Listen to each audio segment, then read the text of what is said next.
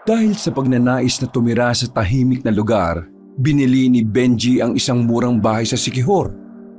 Malaki ang bahay. Merong 2 palapag. Kasyang-kasya ang kanilang buong pamilya. Makakapamuhay na sana sila ng tahimik, pero ang hindi nila alam, ang kinatitirikan pala ng kanilang bahay ay malapit sa libingan ng mga aswang. Wala silang kamalay-malay na darating ang gabi ng lagim sa kanilang pamilya. Muling babangon ng mga aswang na kung tawagin ay amalanhig. Ang mga aswang na muling bumangon mula sa matagal na pagkakahimlay. Malalagay sa panganib ang kanilang pamilya.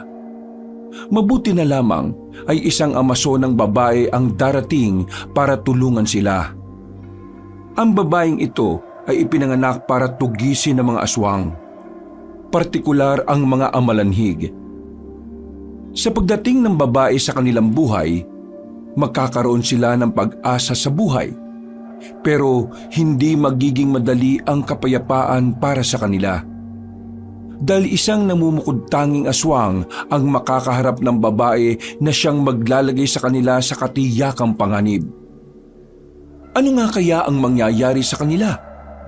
Kayanin pa kaya silang protektahan ng dalaga? O baka sama-sama na rin silang mamamatay sa lupain ng mga aswang?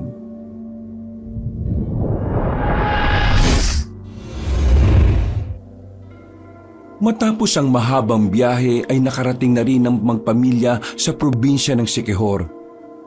Nang maibaba na ang sasakyan at mga gamit nila mula sa barko, tila nakahinga na rin ng maluwag ang binatang si Nathan. Takot na takot kasi siyang sumakay sa barko. Pero wala naman itong magawa dahil yun lang ang pwedeng masakyan nila para madala ang lahat ng kanilang gamit. Nandito na ang lahat ng gamit natin. Hindi naman yan kakasya sa van lahat. Paano natin dadalhin ng mga yan? Ang kulit mo, Josie. Sinabi ko naman sa'yong meron akong kakilala rito na tutulong sa ating mag-akot. Bakit ba ang kulit-kulit mo? Kanina ka pa paulit-ulit eh. Nakalimutan ko lang naman kasi. Mabuti nang nakakasigurado tayo. Nasa pier na sila nung gabing yon. Hinihintay na lamang nila ang nakausap ni Mang Ronald na tutulong sa kanila. Dahil may ilang minuto pa naman ang biyahe ng mga yon. Naisipan na muna ng 3 magkakapatid na kumain na muna sa malapit na kainan doon. Kuya Nathan, ayos ka lang ba? Pulang-pula mukha mo oh. Nangyari sa'yo? Tatanungin mo pa ng ganyan, alam mo namang hindi sanay sa barko yan. Wala ka talagang galang eh, no?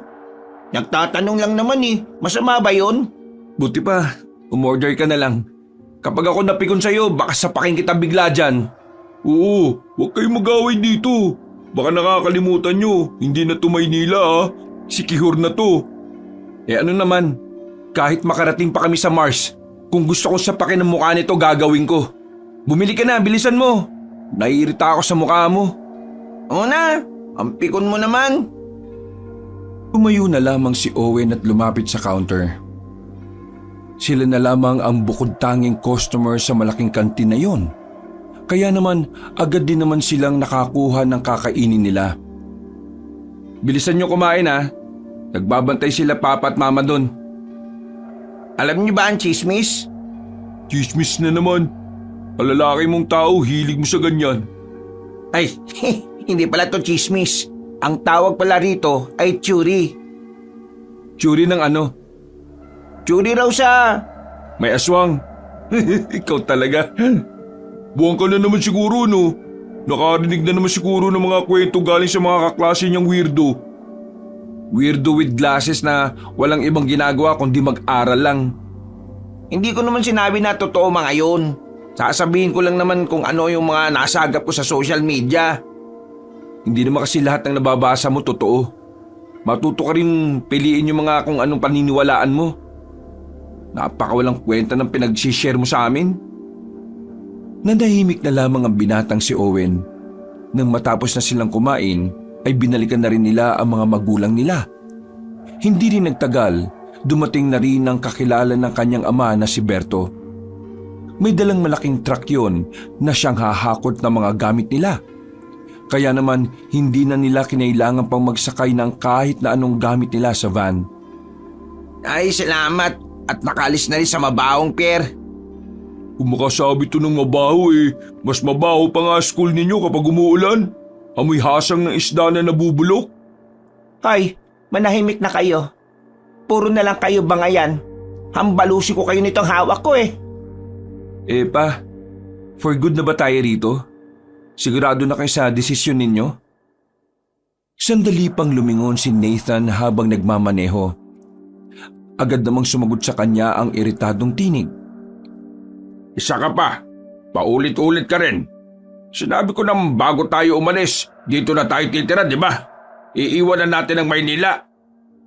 Bakit ba tayo titira doon nandun lahat ng kamag-anak nating hinihila tayo pababa? Bakit ba kasi hindi na lang natin sila palagan? Kaya lang naman sila ganun sa atin kasi masyado tayong mabait sa kanila Palagan? Tapos ano? Lalaki lang lalo ang gulo. Tapos maapektuhan tayong lahat. Lalo na itong kapatid ninyong nag-aaral pa. Hayaan na lang natin sila. Tayong iiwas at bahala na sila sa buhay nila. Basta tayo mamumuhay tayo ng tahimik. Tama naman ang sinasabi ng ama ninyo. Hanggat kayang umiwas sa gulo. Isa pa, hindi naman tayo kagaya nila. Hindi tayo palaaway. Pinalaki namin kayo ng mabubuting bata. Kaya hindi natin kailangan bumaba sa level nila. Basta ako, ayos na ako dito. Ang problema ko lang, hindi ako mag-aaral sa pasukan. Meron na kami nakita ng papa nyo na universidad sa social media. Malapit lang yun sa pier. Yung negosyo naman natin, anong gagawin natin? Di magsisimula tayo ulit. Ganun lang naman kasimple. Yabang mo. Anong ganun kasimple? Buti sana kung ang galing mong magpatakbo ng negosyo Buti pa itong si Joren. Kahit papaano, natutulungan akong tumaas ang sales. Ronald naman, umayos ka nga sa sinasabi mo. Ibangga ko tong van na to makita nyo. Hindi na lamang nagsalita ang lalaking si Nathan kahit na masama ang kanyang loob. Sa kanilang magkakapatid kasi, siya lang ang bukod tanging pinag-iinitan ng kanyang ama. Palibasa, hindi talaga niya magawang makatulong sa negosyo. Lahat kasi ng sinisimulan niyang negosyo noong nasa Binondo pa sila ay nalulugi rin. Kaya ang ginagawa na lamang niya, tumutulong-tulong na lang siya sa pagde-deliver ng mga produkto nila. Nagtitinda sila ng gara-garapong aligi ng alimango. Yun na ang nagsisilbi nilang pinagkukunan ng ikabubuhay. Sa tagal na ng negosyo nilang yon, ay nakapagtapos si Nathan at Joren ng kolehiyo. Ngayong nasa Sikihor na sila, panibagong estratehiya na naman ang gagawin ni Mang Ronald. Dakong 10:00 na ng gabi nang marating na nila ang lugar na kinatitirikan na kanilang bahay. Sobrang nanibago ang 3 binata. Nasanay kasi silang tabi-tabi ang bahay sa Maynila. Pero sobrang malayo yon sa dinatnan nila. Ang bahay lang nila ang bukod tanging nakatirik doon.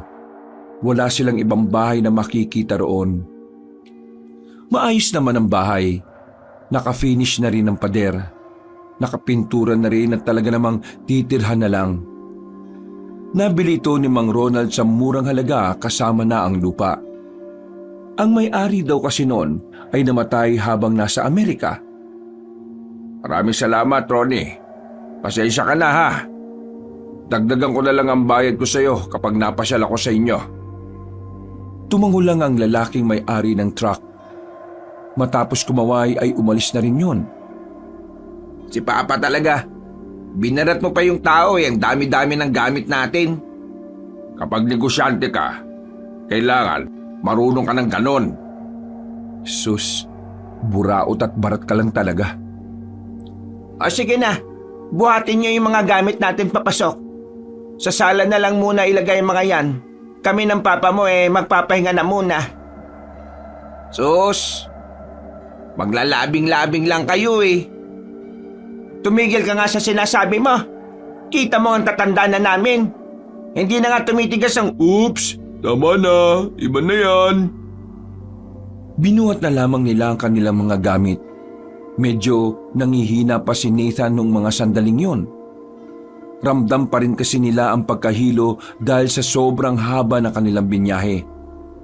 Mag-aalas 12 na nang maayos na nila ang kanilang mga gamit. Naiakyat na rin nila lahat sa kada silid. Lilinisin na lang nila yon.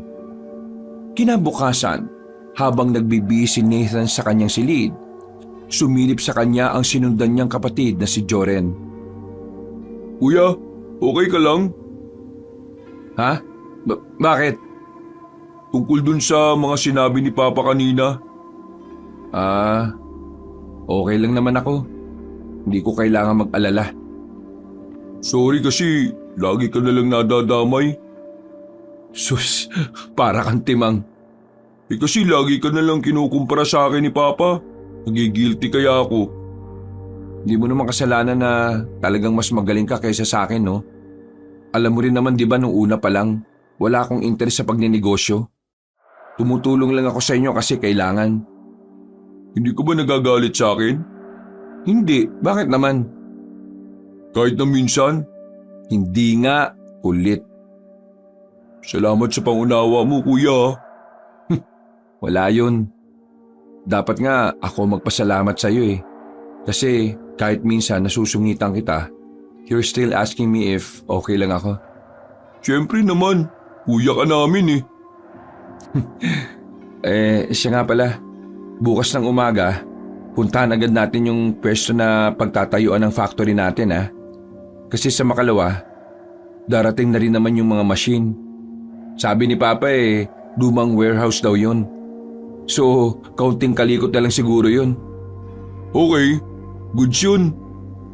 Lumabas na muna ng silid niya si Joren. Kahit na papaano ay gumaan na ang kanyang pakiramdam. Si Joren kasi talaga ang pinaka-close niya kaysa kay Owen. Madalas siyang makasundo si Joren sa maraming bagay. Napapangiti na lang siya dahil alam niyang may nakakaintindi rin pala sa kanya. Si Joren ang nagiging sandalan niya kapag lagi siyang dinadown ng sarili niyang ama. Maya-maya lang, minabuti na lamang ni Nathan na matulog na. Hanggang sa mga sandaling yun kasi ay nahihilo pa rin siya. Nang mahiga siya, ay hindi na niya namalayang unti-unti na pala siyang nakatulog. Nakalimutan niya pang isarado ang bintana. Kaya dakong 3:00 ng madaling araw ay nagising siya dahil sa lamig. Ginaw, utik. Isinara niya ang bintana. Ang kaso, hindi na siya inaantok. Naisipan na lamang niyang tumungo sa baba. Pumunta siya sa kusina. Pagbukas niya ng ref, wala pa itong kalaman-laman maliban na lamang sa tubig. Naganap na lamang siya ng kape at saka nag-init ng tubig.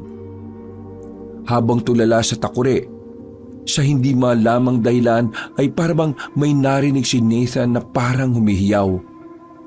Mahina lang ang naririnig niya, kaya nasisiguro niyang medyo malayo yon sa kanila. Ang hiyaw na yon ay parang tinig ng isang taong tila nahihirapan. Pero nakakatakot din ang dating nito para sa binata. Ha? Ano kaya yun? Narinig mo rin? Ay, tarantado! Ay, nagulat ka ba? Mukha bang hindi?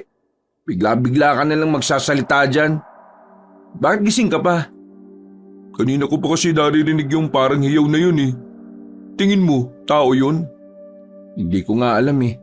Ngayon ko lang narinig. Alam mo yung hiyaw na parang nangingi ng tulong? Ganun yung naririnig ko. Baka lasing lang siguro yung naririnig natin. Lasing? Wala nga tayong nakikitang bahay na malapit sa atin eh. Ewan ko. Hayaan mo na. Mapapagod din yan. Oh, gusto mo ng kape? Oo, sabay mo na ako. Tumambay ang dalawa sa tapat ng bahay nila kung saan nakaparada rin ang kanilang van. Maya-maya lang din naman ay tumigil na ang naririnig nilang hiyaw. Kaya naman hindi na rin nila masyadong inintindi at binigyan ng kakaibang kahulugan yon. Nang sumapit na ang kinaumagahan, Sakay ng van ay lumarga si Nathan at Jored. Hindi naman kalayuan ng factory mula sa bahay nila. Pero dahil tamad na tamad silang maglakad, ginamit na lang nila ang sasakyan. Pagdating nila roon, meron silang inabutang matandang lalaki na nagtatabas ng mga ligaw na damo. May kasama itong batang lalaki na sa pagkakatingin nila ay nasa 10 taong gulang pa lang. Mawalang galang na po, pero sino kayo? Kayo ba nakabili ng warehouse na ito? Opo, kami nga po. Kayo, sino po kayo? Ako yung kapatid ng dating may-ari ng warehouse na ito. Nandito lang naman kami para tanggalin yung mga ligaw na damo. Bilin kasi sa akin ng kapatid ko bago siya namatay linisin ang paligid ng warehouse para kapag gagamitin nyo na maganda na. Si Mang Eloy po namatay na? Nung nakaraan buwan lang kausap lang siya ng tatay namin Bago ito ay binenta ng kapatid ko sa inyo. May sakit na siya. Yung perang kinita niya rito, ginamit niya sa pagpapagamot. Pero wala rin namang nangyari. Hindi rin niya kinaya. Ganun po ba? Nakikiramay po kami. Ano pong pangalan ninyo? Ako si Pedring. Ito naman kasama ko yung apo ko, si Yang Yang. Magandang umaga po sa inyong dalawa, mga kuya. Magandang umaga rin sa iyo, Yang Yang. Ang bait mo naman. Tinutulungan mo ang lolo mo. Mang Pedring, hindi nyo na siguro kailangan gawin yan. Kasi hindi naman kasama yan sa binayaran namin Kami na lang po magkakapatid ang tatabas sa mga damo. Kaya nga po, mapapagod po kayo niyan Nako, ayos lang naman. Ginagawa ko ito kasi ito ang huling hiling ng aking kapatid sa akin. Baka multuin ako doon kapag hindi ko ginawa. Sige, ganito na lang po. Pagkatapos naming i-check ang loob, tutulungan po namin kayo. Kayo ang bahala. Pero maraming salamat kung ganon. Nginitian nila ang maglolo at saka dumiretso na rin sila papasok ng warehouse. May kalakihan ng warehouse na yon pero mahahalatang lumang-luma na. May ilang parte na rin kasi ng haligi na kinakalawang na. Nilibot nila ang warehouse. Inalam nila kung saan magandang ilagay ang mga makina na darating para sa paggawa ng produkto nila. Makalipas lang ang ilang sandali ay binalikan na rin nila ang maglolo. Tinulungan nilang magtabas ng damo. Kakaunti na lang naman ang mga ligaw na damo kaya halos 1 oras lang din nilang tinanggal. Diyos ko, meron pa talagang pang-almusal. Maraming salamat. Dapat lang naman po. Kung tutusin kami na dapat ang gumagawa ng pagtatabas Pero tinulungan nyo kami. Siguro sobrang mahal po ninyo yung kapatid ninyo. Sobrang mahal? Ay, oo. Sobra-sobra. Siya ang sandalan ko mula binata pa ako. Parang kagaya ninyo. Nakikita ko ang sarili namin sa inyong dalawa. Huhulaan ko. Malapit kayong dalawa sa isa't isa, no? Opo, ang galing niyo pong manghula Marunong kasi akong bumasa ng mga kilos. Nakikita ko kasi na parang close na close kayo. Mang Pedring, maiba lang po tayo po. Tagasan po ba kayo rito? Wala po kasi kaming nakikita ang kabahayan rito Ay, meron namang kabahayan dito. Itong likuran ng warehouse kapag dinaretso niya, may makikita kayong lumang tulay. Tawid kayo ron, tapos kaliwa. May mga bahay na roon. Pero kakaunti lang din. May supply naman ng kuryente dito sa atin kahit na liblib kaya maliwanag ang mga daan sa gabi. Natanong ko lang po para po kapag may mga gusto kaming itanong, gaya na lang ng saan makakabili ng kung ano-ano, kayo na lang po ang pagtatanungan namin. Wala naman problema. Kung ayos nga lang sa inyo sumama kayo sa amin ngayon sa bahay Pakakainin ko kayo ng masarap na tinola. Hindi na po. Magluluto na rin kasi maya-maya si mama ng pagkain namin. Baka magtampo kung uuwi kaming busog. Sa susunod na lang po, sigurado yan. Kung sa bagay, alam naman natin ang mga nanay, maramdamin ang mga yan. May tanong pa po nga pala ako. Bigla ko lang pong naalala eh. Ano ba yun, iho? Meron po ba kayong narinig kagabi na humihiyaw? Parang taong nahihirapan eh. Sa sinabing yun ni Joren, natahimik sandali ang matandang si Pedring. Siniko naman ni Nathan si Joren para sawayin. Para kasi kay Nathan, hindi yun ang tamang pagkakataon para pag-usapan ng mga ganoong bagay. Nako, pasensya na po kayo ha. Ito kasing utol ko minsan wala sa hulog eh. Kapag may naririnig kayong ganon, o mga tunog na hindi pangkaraniwan, huwag na lamang kayong lalabas ng bahay. Sa hindi malamang dahilan, bigla na lamang nagtindigan ng balahibo ng dalawa. Kahit itago nila, makikita ang kaba sa kanilang muka. Ano pong ibig niyong sabihin? Hindi naman natin alam kung ano ang nasa paligid natin, hindi ba? Kaya tayo na lang ang iiwas. Paano? Kailangan na namin bumalik sa amin. Maraming salamat ulit sa inyo at sa pagkain, ha? Sige po. Maraming salamat din po. Inilalayan na ng batang si Yang Yang ang matanda. Naglakad na rin ang mga yon paalis. Sa puntong yon, parehong napaisip ang magkapatid sa sinabi ni Mang Pedring. Hindi nila maintindihan kung ano ang nais nitong tumbukin. Pero hindi nila maiwasang hindi kabahan. Baka naman tinatakot lang tayo ni Mang Pedring kasi bago tayo. Akala niya siguro gala tayo ng gala kaya ayun. Pwede rin naman na kaya niya sinabi yon. Para magpirmi tayo sa bahay kapag gabi. Mismo. Hayaan mo na nga. Sundin na lang natin yung sinasabi niya kasi siya naman ang taga rito eh. Matapos ang kanilang usapan ay bumalik na lang ang dalawa sa van. Pagbalik nila sa bahay nila, galit na naman kay Nathan ang kanyang ama. Magbaba pa lang nila ng sasakyan ay sumalubong na kagad ito sa gate. Hindi ka talaga nag-iisip kahit kailan no? Alam mo nang gagamitin ko ang sasakyan kasi may kakausapin akong investor sa bayan. Dinala niyo pa talaga yung sasakyan. Pa, pinunta namin yung warehouse. Diyos ko! Pwede niyong lakarin eh. Sumakay pa kayo. Ang tatamad niyo naman. Ikaw ang kuya. Dapat ikaw ang may common sense. Kahit kailan talaga di ka maasahan. Akin na kayo susi. Alis na ako. Pambihira. Late na ako Napapailing na lamang si Nathan ng mga sandaling yon. Kahit na nararamdaman na naman niya ang inis para sa kanyang ama, ay hinayaan na lamang niya.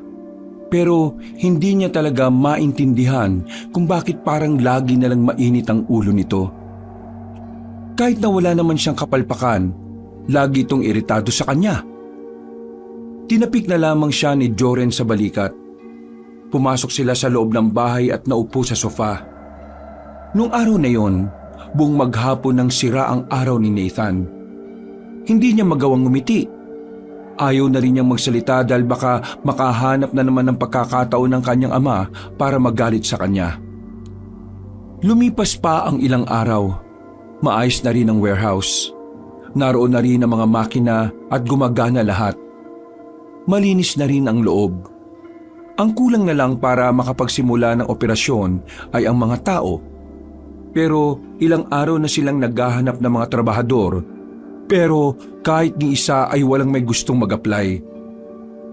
Kahit taasan pa nila ang pasahod, walang pumapatos.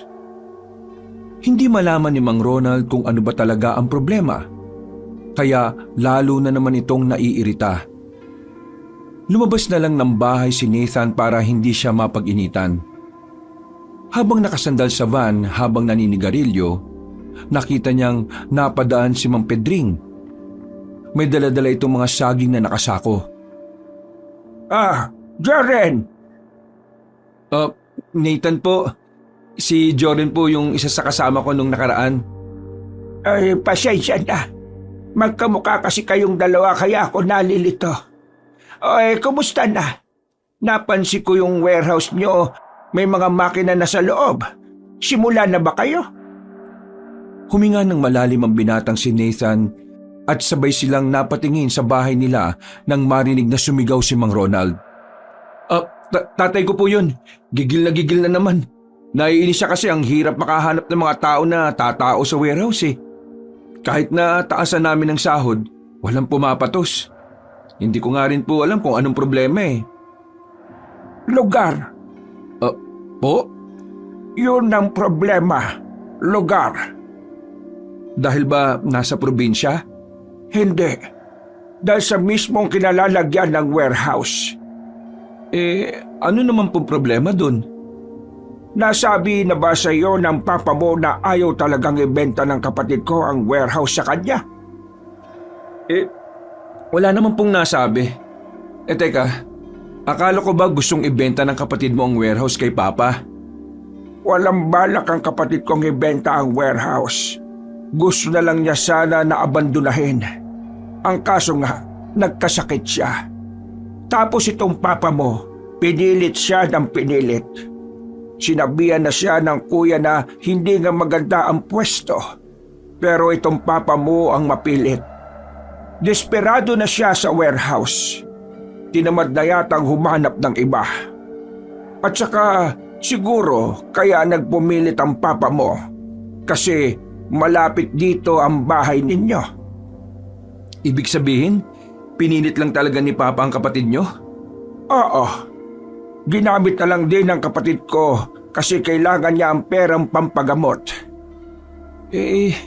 Ano ba kasing meron? Kapag sinabi ko ba sa iyo ay maniniwala ka? Sandaling nanahimik si Nathan. Nakatingin lang siya sa mukha na matandang si Pedring. Seryoso ang mukha nito. Bagay na nakakadagdag sa kuryosidad ng binata. Interesado si Nathan kaya kahit medyo nawiwirduhan, itinuloy niya ang usapan. Sige po, sabihin niyo po. Padabog na bumukas ang kanilang pintuan at lumabas ang kanyang amang si Ronald. Nathan! Ano ba ginagawa mo dyan sa labas? Sa halip na tinutulungan mo kami mag-isip nakikipagkwentuhan ka ba dyan? Napakawalang kwenta mo. Oo na po, papasok na ako. Wala talaga kayong pinipiling pagkakataon no? Anong sabi mo? Nakita niyo naman pong may kinakausap ako, sinisigaw-sigawan niyo ako ng ganyan. Anong tingin niyo sa akin, bata? Ano ba naman kayo? Huminahon nga kayo? Etong awatin niyo si Papa. Lagi na lang tong galit sa akin kahit na wala naman akong ginagawa masama. Paano hindi magagalit sa'yo? Sumasakit na ang ulo ko kakaisip paano makakahanap ng mga tauhan sa factory. Ikaw naman tong petiks-petiks lang. Pasarap ka. Ikaw pa naman ang panganay tapos hindi ka naman maasahan. Sinong gaganaan na tulungan ka? Kung lagi mong dinadaan sa init ang ulo mo. Kung lagi mong dinadaan sa init ang ulo lahat ng bagay. Ba't sumasagot ka ba talaga? Tama na kasi! Hindi niyo ba ako naririnig? Ikaw sabi mo yung panganay mo ha?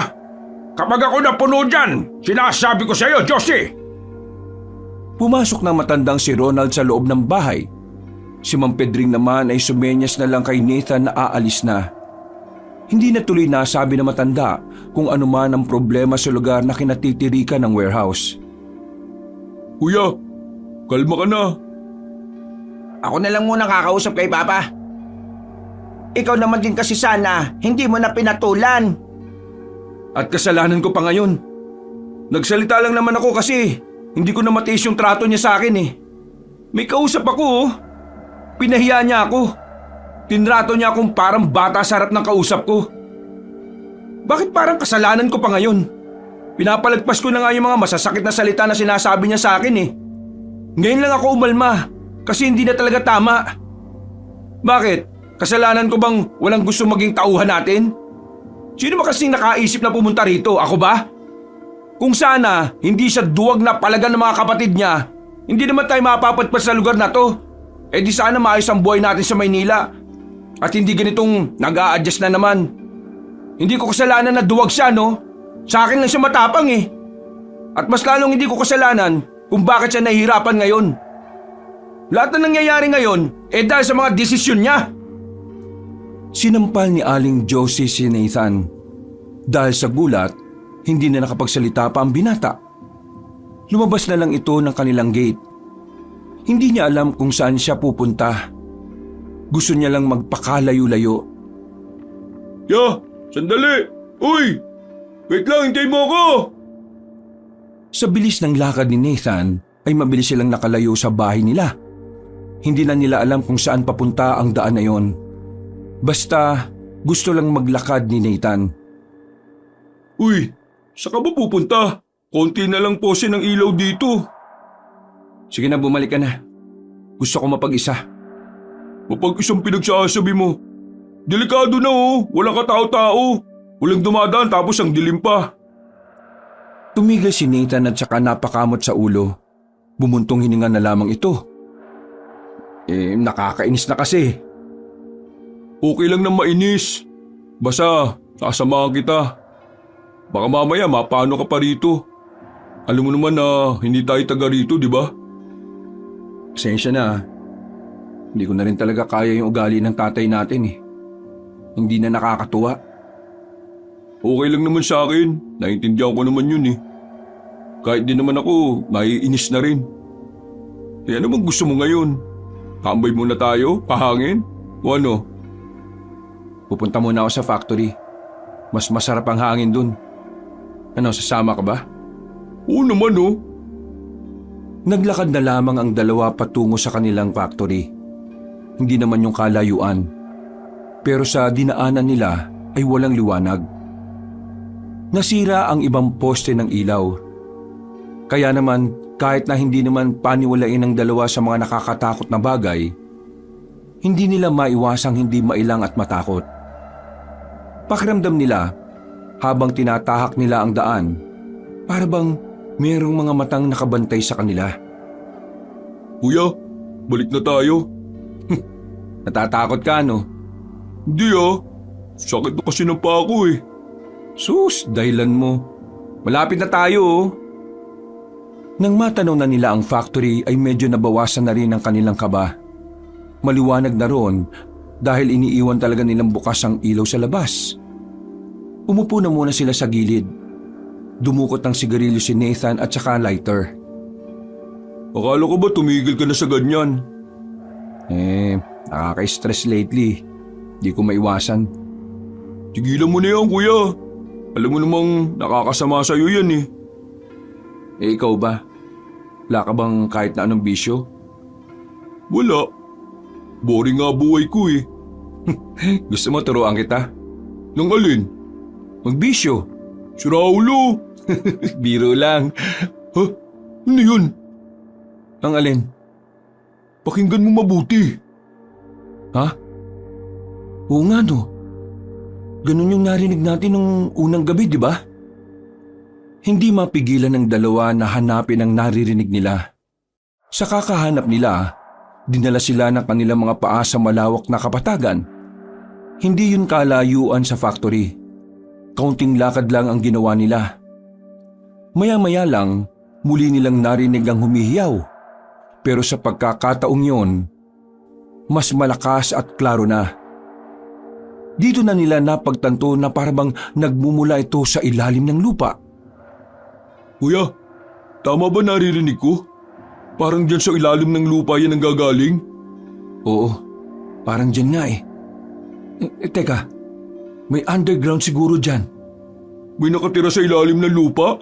Tunnel? Baka mga rebelde yan. Ganon taguan nila eh. Mga rebelde? Ganun yung naririnig natin? Napatahimik sandali si Joren. Nagtindigan ng mga balahibo nito sa di nito matukoy na dahilan. Kung bumalik na lang kaya tayo sa atin? Oo, mabuti pa nga. Paalis na sana sila nang bigla nilang nakita na parang umangat ng bahagya ang lupa. Nanlalaki ang kanilang mga mata. Sa takot nila, hindi na nila hinintay pang lumabas ang kung ano man ang nasa ilalim nun. Mabilis na tumakbo ang dalawa pabalik. Hindi na sila lumingon pa. Maya-maya lang ay nakarating na rin sila sa bahay nila. Hingal na hingal. Mababaka sa mukha nila ang takot. Pero minabuti na lamang nilang dalawa na hindi na lang sabihin sa pamilya nila. Alam kasi nilang mas lalo lang maiirita ang kanilang ama. Saan ba kayo galing? Bakit parang nakakita kayo ng multo? Oh, wala po ma. Nagkatakutan lang kami ni kuya. Ito kasi si kuya, sabi niya may aswang daw. Ayun pala, bayawak lang yung nandun sa halamanan. Ay nako, huwag kayo magbibiro ng ganyan. Kapag narinig ng mga taga dito na nagsasabi kayong may aswang dito magagalit sila sa inyo. Ayaw na ayaw nila niyan kasi sinisira niyo yung imahe ng probinsyang ito. Sige po, sorry po ma. O sige na po, pupunta na ako sa kwarto ko. Anak, pasensya na kanina ha. Nadala lang ako ng emosyon ko. Tumango na lamang si Nathan at ngumiti ng papilit. Umakyat na lamang siya sa itaas. Agad naman siyang sinundan ng kapatid niyang si Joren. Tingin mo ya, ano kaya yun? Baliw ka, bakit ako tinatanong mo? Pakiramdam ko talaga may kakaiba dun eh.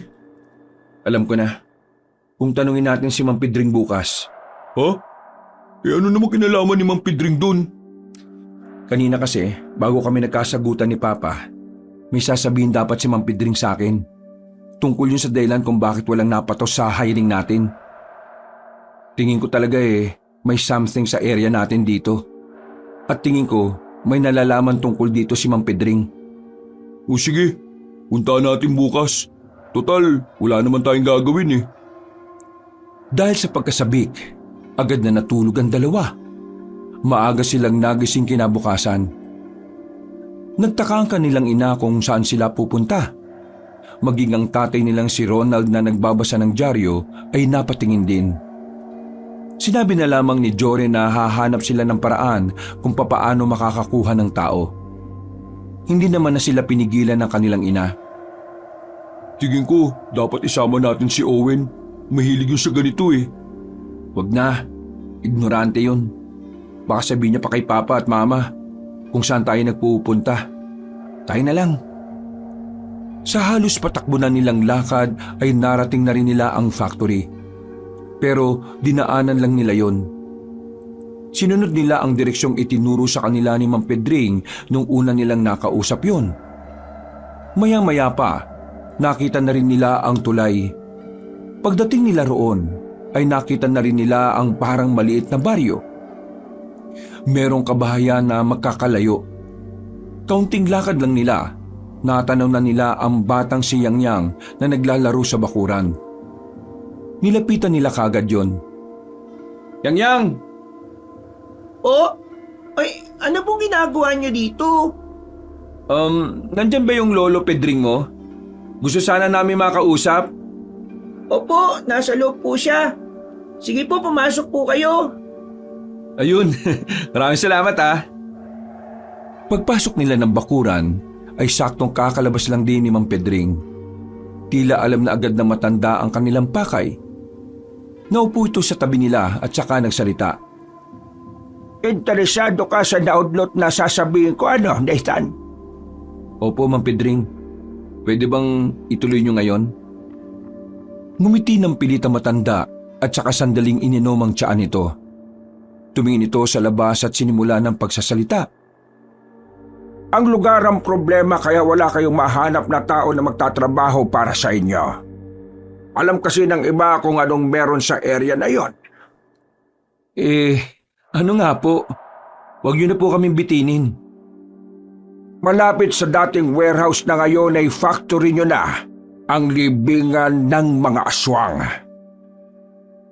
Sa hindi mapaliwanag na dahilan, kahit na hindi naman naniniwala ang dalawa sa mga aswang, nagtayuan ang kanilang mga balahibo. Pinagpawisan sila ng malamig. Mga aswang na namatay na lang nang hindi na ipapasa ang kanilang pagiging aswang sa mga kamag-anak nila.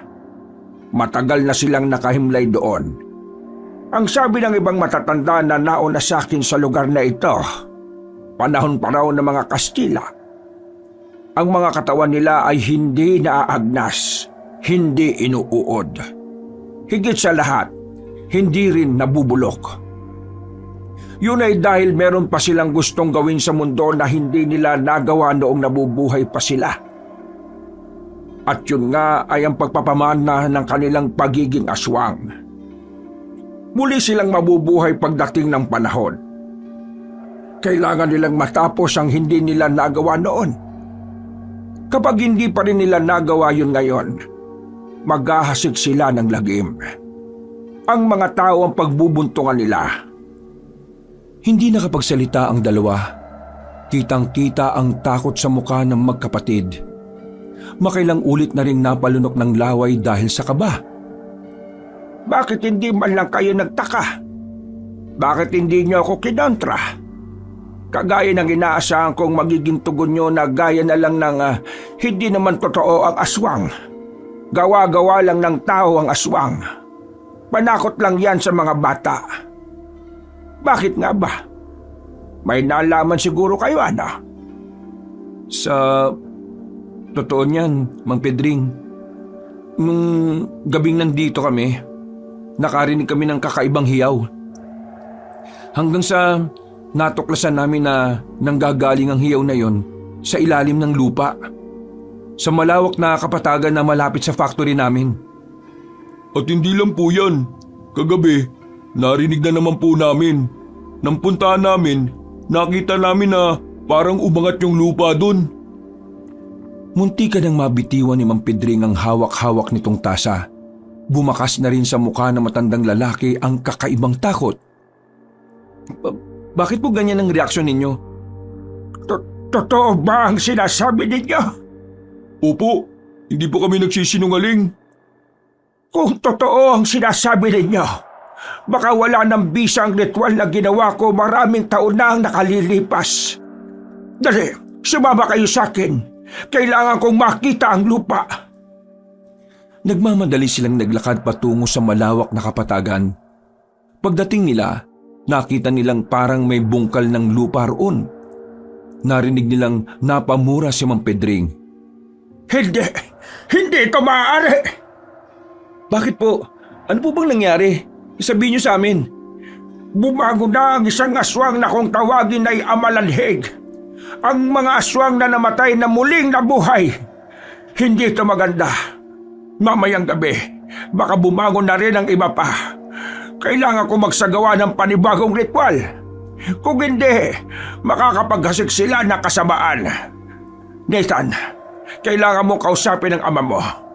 Kailangan niyo nang umalis dito sa lalong madaling panahon. Kung hindi kayo aalis, maaari kayong mapahamak. Sa oras na makabago na ang mga Amalanhig, hahanapin nila ang mga kamag-anak nila. At kapag hindi nila yon natagpuan, kailangan na nating maganda. Tayong mga tao ang sisisihin nila at pagbubuntungan nila. Tingnan nyo, lumapit kayo. Kabaong ng aswang ang nasa ilalim. Silipin nyo. Marami pa yan kung bubungkalin ito. Pero bakit ba kasi nagkaroon pa ng libingan ng mga aswang dito? Kainis naman oh. Matagal na yan dyan. Hindi ko sila magalaw-galaw noon. Hindi rin pwedeng sunugin. Ang sabi sa akin ng tatay ko, kapag ginalaw ang bangkay nila, mas mapapadali ang kanilang pagkabuhay. Ano pong paraan para mapatay sila? Ang espada na kung tawagin ay Urka. Po? Urka? Espada yon ng mga sinaunang babae rito sa probinsya natin. Mga Amazon na sila. Ang problema, hindi ko alam kung saan matatagpuan yon. Kung hindi natin makita ang espadang yon, anong mangyayari? Wala nang ibang paraan para mapaslang sila kung hindi yun lang. Putya talagang buhay to. Hindi ko pa nga tapos yung problema ko kay Papa. Dadagdag pa ito. Problema ngayon, paano natin makukumbinsi si Papa na umalis na tayo rito at iwan tong negosyo natin? Kailangan nyo siyang pilitin. Kung hindi, baka ubusin nila ang dugo ninyo. Pagkatapos ng kanilang pag-uusap, umuwi na rin sila ng bahay. Nasaktuhan nilang may kinakausap sa call ng kanilang ama. Nakaupo lang sila sa sala. Hindi nila alam kung papaano tiyempo. Hindi sila mapakali. Napansin na sila ng bunso nilang si Owen. Lumapit ito sa kanila at nagtanong. Pareho ba kayo nagtatae? Kanina pa kayo di mapakali. May banyo naman. Tingnan niyo mga sarili niyo, oh. Pawis na pawis. Di naman mainit. Hoy, kung wala ka masasabing maganda, pwede ba wag mo kaming guluhin? Lo, kayong dalawa lang ba magkapatid? Pansin ko talaga, lagi kayong magkasama tapos lagi niyo akong iniiwan. Galit ba kayo sa akin? Eh paano? Lagi kang nasa kwarto mo. Laro ka ng laro sa cellphone mo. Hindi naman siguro mahirap magaya, di ba? Kaya ko naman tumigil muna di ba? Please Owen, hayaan mo na muna kami mag-isip, pwede ba? Kailangan namin makausap si Papa at kailangan namin siyang makumbinsi. Kasi kung hindi, Kasi kung hindi mamamatay tayong lahat. nagkatinginan si Nathan at Joren. Nagtataka sila sa sinabi ng kanilang kapatid. Pagtingin nila sa mukha nito, alam nilang meron na rin itong nalalaman. Sinundan ko kayo kanina, pagkatapos nyo. Ako naman ang kumausap dun sa matanda. Sinabi niya rin lahat sa akin. Kung ganon, huwag ka na munang maingay ha. Nabuelo pa kami kung papaano sasabihin kay Papa. Eh di ngayon naniniwala na kayo sa akin. Una, tama ka na. Abi, Naglagay na ako kanina sa bakuran natin ng tigisang bawang. Sabi sa internet, bawang daw mabisang pangontra sa aswang. Hinaan mo nga yung busis mo. Ano pang sensei, sasabihin din naman natin sa kanila. nako, ang kulit mo, Owen. Ilang beses ka bang inirin ni Mama? Hay, ang iingay nyo dyan. Ano ba pinag-uusapan nyo dyan ha? Baka mamaya ay magkapikunan pa kayo dyan. Malilintikan na kayo sa akin, sinasabi ko sa inyo.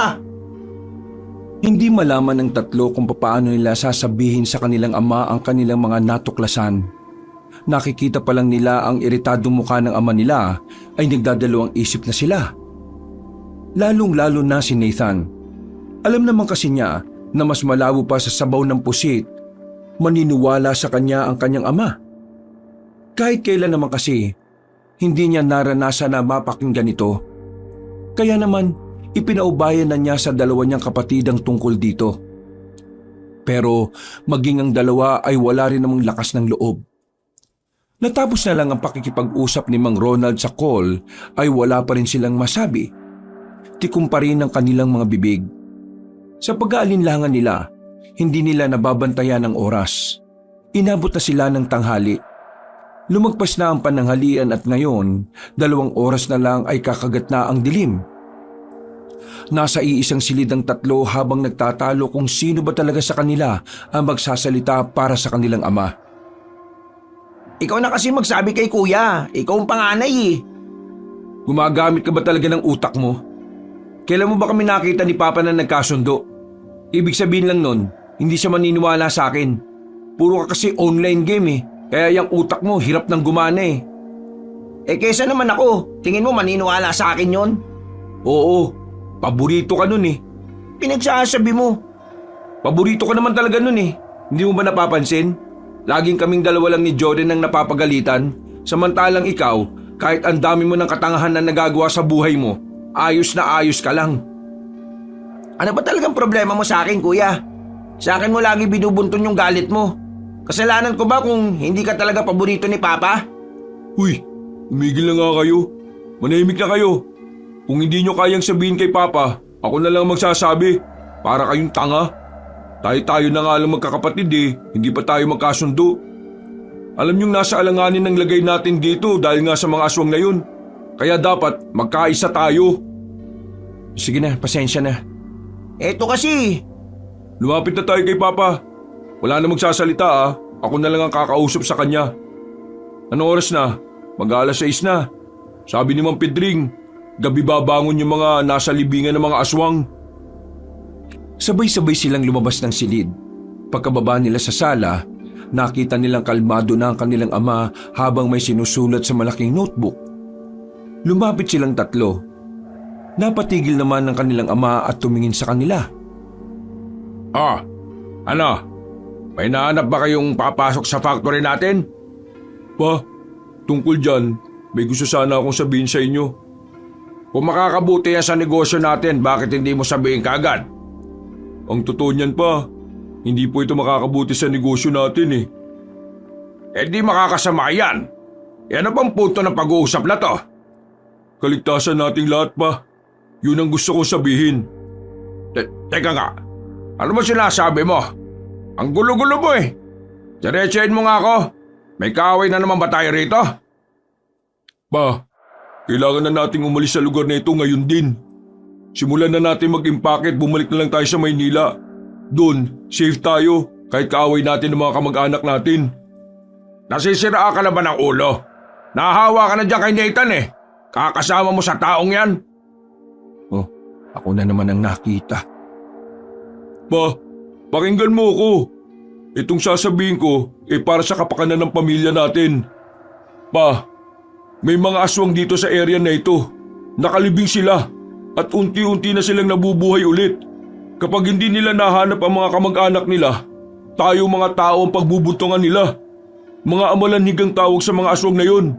Mababangi sila pa. Kapag hindi tayo umalis dito, payayari tayong lahat. Mamamatay. Manahimik ka nga! Sa galit ng kanilang ama, ay naibato nito ang ballpen at ang sinusulatan nitong notebook sa kanila. Tila nanlilisik ang mga mata nitong nakatingin kay Joren. Parang kakaunti na lang, masasapak na nito ang binata kahit yun pa ang paborito nitong anak. Joren, tinatarantado mo ba ako? Pa, nagsasabi ako na Sagutin mo ako! Tinatarantado mo ba ako? Pa, hindi. Eh yun naman pala eh. Ano tong pinagsasabi mo ha? Anong nangyayari sa utak mo? Ano na naman bang pinagsasabi sa ng kuya mo? At bakit yan mga lumalabas sa bibig mo parang siraulo? Pinagsasabi mong aswang. Nakatira ka ba ha? Hindi normal na sinasabi ng isang tao yan eh. Kung hindi ka kumbinsido, sasamahan ka namin doon sa sinasabi naming libingan ng mga aswang. Makikita mo rin yung bungkal na lupa kung saan bumaunang... Isang malakas na sampal ang natanggap ni Joren mula sa kanyang ama. Nagulat si Nathan at Owen. Hindi nila inakala na magagawang sakta ni Mang Ronald ang pinakapaborito niyang anak. Agad namang inawat ni Nathan ang kanyang ama. Hinila si Joren palayo at siya ang humarap dito. Kung hindi mo kayang paniwalaan ang sinasabi ni Joren, huwag ka na lang manakit. Yun na lang ang maganda mong magagawa para sa anak mong walang ibang inisip kundi tulungan ka. Sa sinabing yun ni Nathan ay natameme ang kanilang ama. Tila sinampalito ng mga salita. Dahil wala rin naman silang mapapala sa pakikipag-usap sa matanda, lumabas na lamang sila ng bahay. Naisipan nilang puntahan na lamang si Mang Pedring habang meron pa silang oras. Ilang minuto na lang ay sasapit na ang 6:00. Nang marating nila ang bahay ni Mang Pedring, kita nilang may mga inihahanda ng gamit ang maglolo. Nang akalain nilang aalis na ang mga yon, ay agad silang lumapit. Mang Pedring, aalis na ba kayo? May alam ba kayong mapupuntahan na medyo ligtas? Hindi kami aalis. Naganda kami ng apo ko sa posibilidad na pag-atake ng mga amalanhig mamayang gabi. Lalabanan yung mga aswang? Yun ang kailangan naming gawin. Bilang isang dating albularyo, tungkulin ko pa rin na protektahan ng mga tao laban sa kanila. Sumama na lang po kayo sa amin, Mang Pedring. Meron kami sasakyan. Aalis tayo ngayong gabi bago pa sila makabangon lahat. Hindi ako maaaring umalis.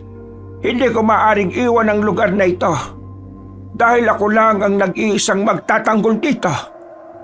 Isa pa, kasalanan ko kung bakit sila bumabangon ngayon. Masyado kong naging kampante. Akala ko'y hindi darating ang araw na ito, kaya iniwan ko ang pag-aalbularyo. Ngayong nagbabalik na sila, kailangan kong itama ang pagkakamaling nagawa ko. Paano nyo sila lalabanan? Dalawa lang kayo, matanda ka pa. Bata naman tong si Yang Yang. Ako na ang bahala roon. Basta kayong magpamilya, kayo ang dapat umalis. Madadamay pa kayo sa sumpa ng lugar na ito. Sige na, maganda na kayo. Iandaan nyo na ang pag-alis ninyo. Kapag sumapit na ang dilim, hindi na natin alam kung kailan sila pupunta sa atin. Kaya mas mainam nang umalis kayo kaagad. Nagmamadali silang bumalik ng kanilang bahay. Sinabi na nila sa kanilang ina ang tungkol sa mga nangyayari, ngunit kahit si Aling Josie ay hindi rin kumbinsido. Kahit na naniniwala naman ito sa mga aswang, hindi ito basta-basta naniniwala kung sabi-sabi lang. Kaya nagagalit sa inyong ama ninyo eh. Puro kayo kalokohan. Ma, hindi kami gumagawa ng kalokohan. Totoo ang sinasabi sa amin.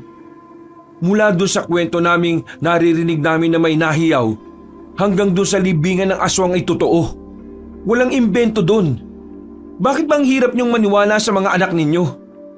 Kailan ba kayo maniniwala? Kapag may namatay na sa atin? Mama, ikaw na lang ang pag-asa namin para makumbinsi si Papa na umalis tayo ngayon. Ilang minuto na lang gabi na. Sumasapit na ang gabi. Wala na tayong oras. Mama, ako na ito si Owen, yung anak niyong hindi marunong magsinungaling mula bata pa. Ngayon sinasabi ko sa inyo, totoong sinasabi nila kuya. Bumuntong hininga ang kanilang ina. Medyo naging kalmado na rin ito. Hindi pa man ito 100% kumbinsido, pero sinubukan na nitong pakinggan ang sinasabi ng 3 binata. Oo na. Sabihin na natin totoo ang sinasabi ninyo. Pero anong gagawin natin sa ama ninyo? Iwan na natin. Uy kuya, huwag kang nga magsalita ng ganyan. Alam kong may sama ka ng loob sa kanya pero tatay pa rin natin siya, no? Parte siya ng pamilya natin. Siya ang haligi. Oo, tatay nga natin siya. At ang isang ama, mas uunahing isipin ang kaligtasan ng pamilya kaysa sa negosyo niya. Tingnan mo nga kung anong ginagawa niya. Walang pakialam. Umalis pa ng bahay. Inuna ang negosyo at hindi naniniwala sa atin. Ngayon, siya ba ang ama na gusto mong isama natin? Na gusto mong hintayin natin na pumayag? Pero kung totoo nga sinasabi ninyo, mapapahamak ang papa nyo. Wala na tayong magagawa kung ayaw niyang sumama. Sinasabi mo bang okay lang na mamatay si papa basta makatakas tayo? Tanga ka talaga no? Tingin mo sa akin sobrang masamang tao? Hindi ko sinasabing ayos lang na mamatay siya. Kahit na ayoko sa kanya, ayoko rin naman na mabawasan tayo ng isa. Pero ang gusto kong puntuhin, hindi tayo pwedeng mamatay lahat. Ang kailangan natin, mabuhay. Ma, sang-ayon ako kay Kuya. Wala namang balak si Papa na makinig eh. Kung hihintayin pa natin siyang pumayag, baka mabutan na tayo ng mga amalanhid dito. Ang lapit lang nila mula rito sa bahay natin. Pero hindi ko kayang mawala ang papa ninyo. Ano bang mahirap intindihin doon? Kung gusto niyong makaligtas, sige na, mauna na kayo. Sasamahan ko ang papa niyo rito. Ma, huwag kang tatanga-tanga. Uy kuya, bunganga mo si mama yan. Tama na. Walang patutunguhan ang usapan natin kung magtatalo tayo. Sige na, may naisip akong paraan. Sandali silang huminahon. Napapailamos na lang si Nathan sa kanyang mukha sa sobrang stress. Kuya, Owen, pumunta kayo mamaya sa libingan ng mga aswang. Magbantay kayo ron. Ako naman, susubukan kong kumbinsihin si Papa. Kapag hindi siya pumayag, ako nang bahalang gumawa ng paraan. Basta kapag nakita niyong may mga bumangon doon, tawagan niyo kagad ako ha. Ako nang bahala kay Papa. Bumalik kayo kagad at sumakay ng van. Aalis tayo kagad. Tumango-tango na lamang si Nathan at Owen. Makalipas ang ilang minuto ay dumating na rin ang matandang si Ronald. Si Nathan at Owen naman ay pumunta na rin sa libingan ng mga aswang. Nakaupo lamang ang dalawa sa di kalayuan. Hawak-hawak nila ang isang malaking flashlight. Kuya, sorry kanina. Sige na, okay lang. Anong sige? Hindi ka ba magsosorry sa akin? Di sorry. Hirap sa yung taas din ng pride mo eh. Kahit alam mo namang may nagawa kang mali, mahirap bang magpakumbaba kuya? Hoy, wag mo akong simulan ha, nagbabantay tayo. Ngayon ko nasasabihin to, baka hindi mo pa to marinig kapag ako yung namatay mamaya. Alam kong nahihirapan ka sa ginagawa sa'yo ni Papa. Pero wag mong idamay ang ibang tao sa sama ng loob mo, lalo na ako. Wala naman akong kasalanan sa'yo eh, di ba? Kanina binastos mo pa si Mama. Nagbabago na ugali mo kasi dahil dyan sa sama ng loob mo. Hindi ka naman dating ganyan eh. Oo, naiintindihan ka naman namin dahil di kayo okay ni Papa. Pero kuya, ikaw ang pangalawang haligi ng tahanan natin. Kailangan mo maging maayos. Hindi ka ba nahihiya kay Kuya Joren? Parang mas matanda pa siya sa'yo eh. Wala kang alam kaya huwag kang magsalita, pwede ba? Yun ang problema. Wala akong alam. Wala kaming alam. Kasi alam mo kung bakit? Kahit kailan, hindi mo naman kami pinagkatiwalaan na pakinggan ang hinaing mo eh. Hindi ka nagsasabi ng problema mo. Kaya kami nanguhula. Uya, maikli lang ang buhay. Huwag mong sayangin ang buhay mo. Kung ayaw sa'yo ni Papa, bahala siya sa buhay niya. Basta kaming tatlo, gusto ka namin.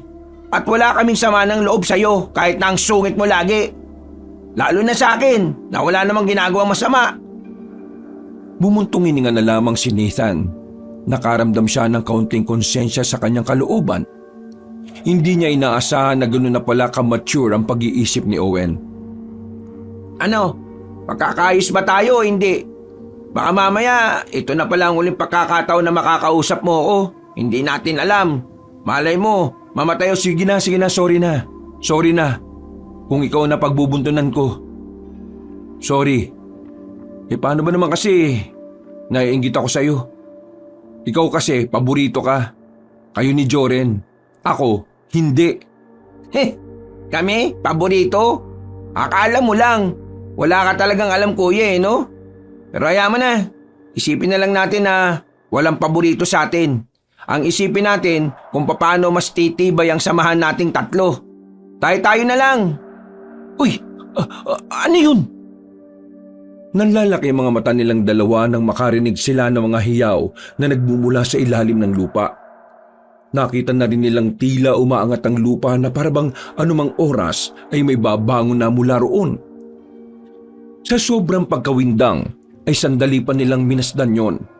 Hanggang sa nakita na lang nilang may lumalabas ng kamay sa lupa.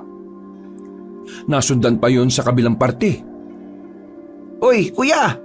Tawagan mo si Kuya Joren, bilis! Nagmamadaling kinontak ni Nathan ang binatang si Joren at agad din namang yung nakasagot sa kanyang tawag. Joren, bumabango na sila!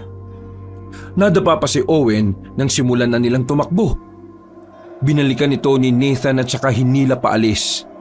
Pagdating nila sa bahay, naabutan nilang nakikipagtalo pa si Aling Josie kay Mang Ronald. Talagang ayaw makinig sa kanila na matandang lalaki. Kaya naman napilitan na si Joren na gawin ang binabalak niya. Sorry ah. Ha? Bigla na lamang siniko ni Joren sa batok ang kanyang ama. Dahil dito ay agad na nawalan ng malay si Mang Ronald. Diyos ko ka! Anong ginawa mo sa papa mo? Natutunan ko sa kaibigan kong criminology. Shape yan. Mamaya magigising din kagad si Papa. Owen, tulungan mo ako magbuhat. Kuya Nathan, ikaw na bahala sa dalawang maleta na yan ha. Nandyan na lahat ng mga mahalaga nating gamit. Inila na ni Nathan ang dalawang maleta at saka lumabas na rin sila ng bahay. Nang papasok na sana sila sa sasakyan nang mapansin ni Nathan na flat ang gulong nila. Wisit, flat yung dalawang gulong sa harap. Ha? Kakapalit lang namin ni Papa ng gulong nung nakaraan ah. Kuya Joren, flat nga. May butas ba to? May sumabutahe sa atin. Ano na? Hindi na ba tayo makakaalis? Balik sa bahay! Balik! Wala tayong masasakyan! Wala silang pagpipilian ng mga oras na yon. Pumasok na lang sila ulit sa kanilang bahay at isinara ang lahat ng pinto at bintana. Sa sala lang sila lahat tumambay. May mga hawak na rin silang tubo at itak. Noong mga sandaling yon ay hindi mapakali ang kalooban nila. Lalo na't naririnig na nila ang sunod-sunod na hiyaw ng mga aswang. Pambira, pinatulog ko pa si Papa. Hindi rin naman pala tayo makakaalis. Pero sino naman kayang siraulong magpa-flat ng gulong natin? Wala na tayong magagawa dyan. Ituon na lang natin ang atensyon natin sa mga paparating na aswang. Maya-maya lang, sigurado kong nandito na sila. Makalipas pa ang isang oras, naging tahimik lang ang mga sandali. Pero kahit na wala pang nangyayari, hindi naman naging kampante ang magkapatid. Nakasilip sila sa siwang ng bintana. At kung minsan ay tumitingin-tingin din sila sa itaas. Balita, wala pa rin ba? Ewan ko kay Owen, siya yung nasa itaas eh. Umakyat si Nathan sa ikalawang palapag. Naabutan niyang nakatulala si Owen habang nakatingin sa malayo. Nang idako rin ni Nathan ang kanyang tingin doon, nakita na niya ang mga aswang na mabagal na gumagapang. Tuwid na tuwid ang mga bintino na parang hindi kayang itupi. Diretso lang din ang lakad ng mga yon. Kuya, tingin ko, ayan na sila. Tulungan mo ako dali! Dali! Harangan natin tong balkonahin ng cabinet para di sila makapasok. Pinagtulungan nilang iusog ang cabinet. Pagkatapos ay agad na rin silang bumaba sa sala. Nang sabihin na nila ang tungkol sa mga paparating na aswang, tila nanlambot ang kanilang ina. Ang kanilang ama naman ay walang kamalay-malay. Masarap ang tulog nito sa sofa. Owen, dali mo si Mama sa stockroom natin, dali! Kami na muna ni Jory ng bahala rito. Sigurado ba kayo? Oo, ang mahalaga si Mama. Protektahan mo si Mama. Pumwesto na sa pintuan ng binatang si Nathan at Joren. Mga ilang sandali lang, nakarinig na lang sila ng mga angil. Nang sumilip sila ulit, nakita nila ang tila mga bangkay na muling nabuhay. Nakakapanayo ng balihibo ang kanilang mga itsura. Dahil sa kaba, pinagpapawisan ng malamig ang dalawa. Lalong humigpit ang hawak nila sa tubo at itak. Huminga sila ng malalim hanggang sa napadistansya sila sa pintuan nang makita nilang kumalubog na yon. Pagtingin nila sa bintana, nakita nilang binabangga-bangga yun ng mga amalanhik. Bumuebuelo ng malayo ang mga yon at pinagbabangga ng mga aswang ng sariling muka na parabang hindi man lang nasasaktan. Nakita sila ng isang amalanhig sa bintana. Lumapit yon sa kanila pero hindi naman nakapasok sa bintana. Hindi naman kasi nakakatayo ang mga yon. Napansin nilang gumagapang lang talaga ang mga amalanhig. Kuya, mukhang di sila nakakatayo. Pero hindi pa rin tayo dapat maging kampante. Ang sabi ni Mang Pedring, mabilis ang mga amalanhig kahit na gumagapang lang sila. Hindi na malaman ng dalawa kung anong kanilang gagawin. Lalo na nang makita nilang parang malapit ang masira ang kandado ng pintuan.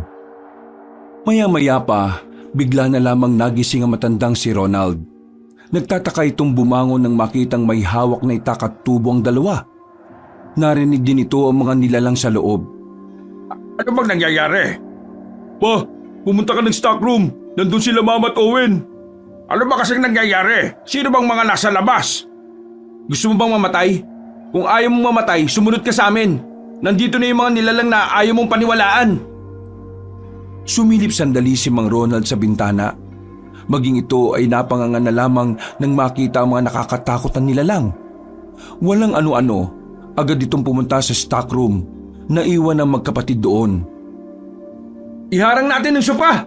Wisit! Wala na silang nagawa nang masira na ng mga amalanhig ang pintuan. Bumungad na sa kanila ang mga nakadapang aswang. Amoy na amoy nila ang nabubulok nitong katawan. Nakakasulasok, nakakadagdag pa sa kanilang kilabot ang inilalabas na amoy nito. Manda ka na! Mabilis yan! Biglang gumapang isang aswang palapit sa kanila. Pinalo naman yun kaagad ni Nathan ang hawak niyang tubo. Napatigil lang yon, pero wala namang nangyari. Sabay-sabay na sana silang lulusobin ng mga amalanhig nang marinig nilang nagbagsakan ng mga aswang sa labas. Nakita nila roon ang isang babaeng may hawak na espada na kulay berde ang talim. Sa isang iglap lang, napaslang na ng babae mga aswang sa labas. Walang kahirap-hirap, ni hindi man lang nagalusan ng dalaga. Pumasok yun sa loob ng bahay at hinilalang palabas ang mga napatay nitong aswang. Pagkatapos, lumapit yun sa dalawang binata para kausapin. Wala bang nasaktan ng nasugatan sa inyo? Wala naman. Maraming salamat sa ginawa mo Pero sino ka? Anong pangalan mo? Ohana ang pangalan ko. Galing sa pamilya ng Amazona. Ako na lang ang natitirang tagatugis ng mga amalanhig sa probinsyang ito. May mga kasama pa ba kayo? Kailangan na nating umalis dito. Teka, hindi pa ba tapos ang problema natin? Napatay mo na yung mga aswang Mali kayo ng pagkakaintindi. Kahit ang matandang nakausap ninyo ay wala ring alam sa lawak ng libingan nila. Anong ibig mong sabihin? Matagal ko nang inaasahan na mangyayari ito. Dahil alam ko, marami sila. Sa likuran ng bahay na ito, kaunting lakad lang, may makikita kayong malaking puno at dun sa paligid nun, puro libingan na ng aswang. Isang buong kagubatan. Anak ng tupa. Ano ba ang gagawin natin para matalo sila? Sa pamamagitan nitong espadang urka, kaya ko silang patayin, pero mag-isa lang ako. Nahihirapan ako kung sabay-sabay sila. Isa pa, kailangan kong ilikas sa mga taong nandito. Uunahin ko ang kaligtasan niyo bago ko sila labanan. Biglang lumabas na sila Mang Ronald sa stockroom. Nagtataka pa itong tumingin sa dalaga. Nang sabihin ni Nathan na kailangan na nilang iwan ang lugar na yon, umandar na naman ang pagiging makitid ng utak nito. Ang dali-dali lang sa iyong sabihin na iwan ang bahay at negosyo natin. Palibasa, wala ka namang inambag sa mga to kahit konti. Anong tingin mo? Madali ko lang naipunta ang mga ito? Ano bang mas mahalaga sa iyo pa? Yung mga ari-arian mo o ang pamilya mo? Mamili ka nga. Abot, talagang sinusubukan mo akong mamili ka! Kailangan namin marinig ang sagot mo. Uulitin ko, pamilya o negosyo? Mamili ka! Ronald naman, huwag ka na magmatigas. Sumama ka na sa amin. Ang negosyo, kaya nating simulan ulit yan. Ang pera, napaghihirapan yan. Pwedeng kitain uli yan. Pero ang buhay, mawawala. Hindi mo na may babalik kahit magsikap ka pa. Kung hindi ka sasagot, iiwan ka na talaga namin dito. Kailangan na nating umalis. Nararamdaman kong bumabangon na rin ang ibang amalanhig. Eh di umalis na kayo! Seryoso ka ba pa? Hindi mo ba naiisip na mapapahama ka rito? Hindi ko kayang iwan na lang ang pinaghirapan ko ng ilang taon. Hayaan niyo na lang ako rito! Ronaldo naman, mas pinili mo pa talaga ang negosyo mo kaysa sa amin ng mga anak mo. Dahil ang negosyo na yon ang nagsalba sa atin noon. Pero hindi tayo kayang isalba niyan ngayon. Idilat mo ang mga mata mo. Huwag kayong bulag. Pa, sumama ka na sa amin. Kung hindi ka sasama, mapipilitan ako ulit gawin ang ginawa ko sa iyo kanina. Ma, sige na. Balikan na lang natin ang negosyo natin kapag naging maayos na ang lahat. Bumuntong hininga ang matandang lalaki. Hindi na ito nagmatigas pa. Nanahimik na lamang ito at hinayaan na lang na akayin siya ng kanyang asawa. Palabas na sana sila ng pinto nang biglang may isang lalaki na bigla na lang dumating. May hawak yung baril. Pinagbababaril sila sa harapan. Buti na lang ay nakadapa sila kagad. Walang yan ka, matanda ka! Nilaka ba ka? Ang sabi mo 1 linggo lang makakabalik agad ng inutang mong pera. Pero ngayon, wala pa! Dahil sa'yo, nalugi rin ang negosyo ko! Sinong lalaking yan? Nautagan ko para pondohan ang paghahanap ng trabahador. Hindi ko naman alam na ganyan pala siya kasira ulo. Pinagbababaril pa sila ng lalaki. Pero bigla na lang lumabas ang babaeng si Ohana. Naglakad ito palapit sa lalaki. Hindi yung tinatabla ng bala kahit direktang nakatutok na sa kanya ang baril. Iha, ano bang ginagawa mo? Hindi siya tinatamaan. May sa demonyo yata ang babaeng yan eh. Hindi, dahil yan sa espadang hawak niya. Nakalapit ang dalaga sa lalaking may baril. Walang kahirap-hirap nitong inagaw ang baril at saka itinapon sa malayo.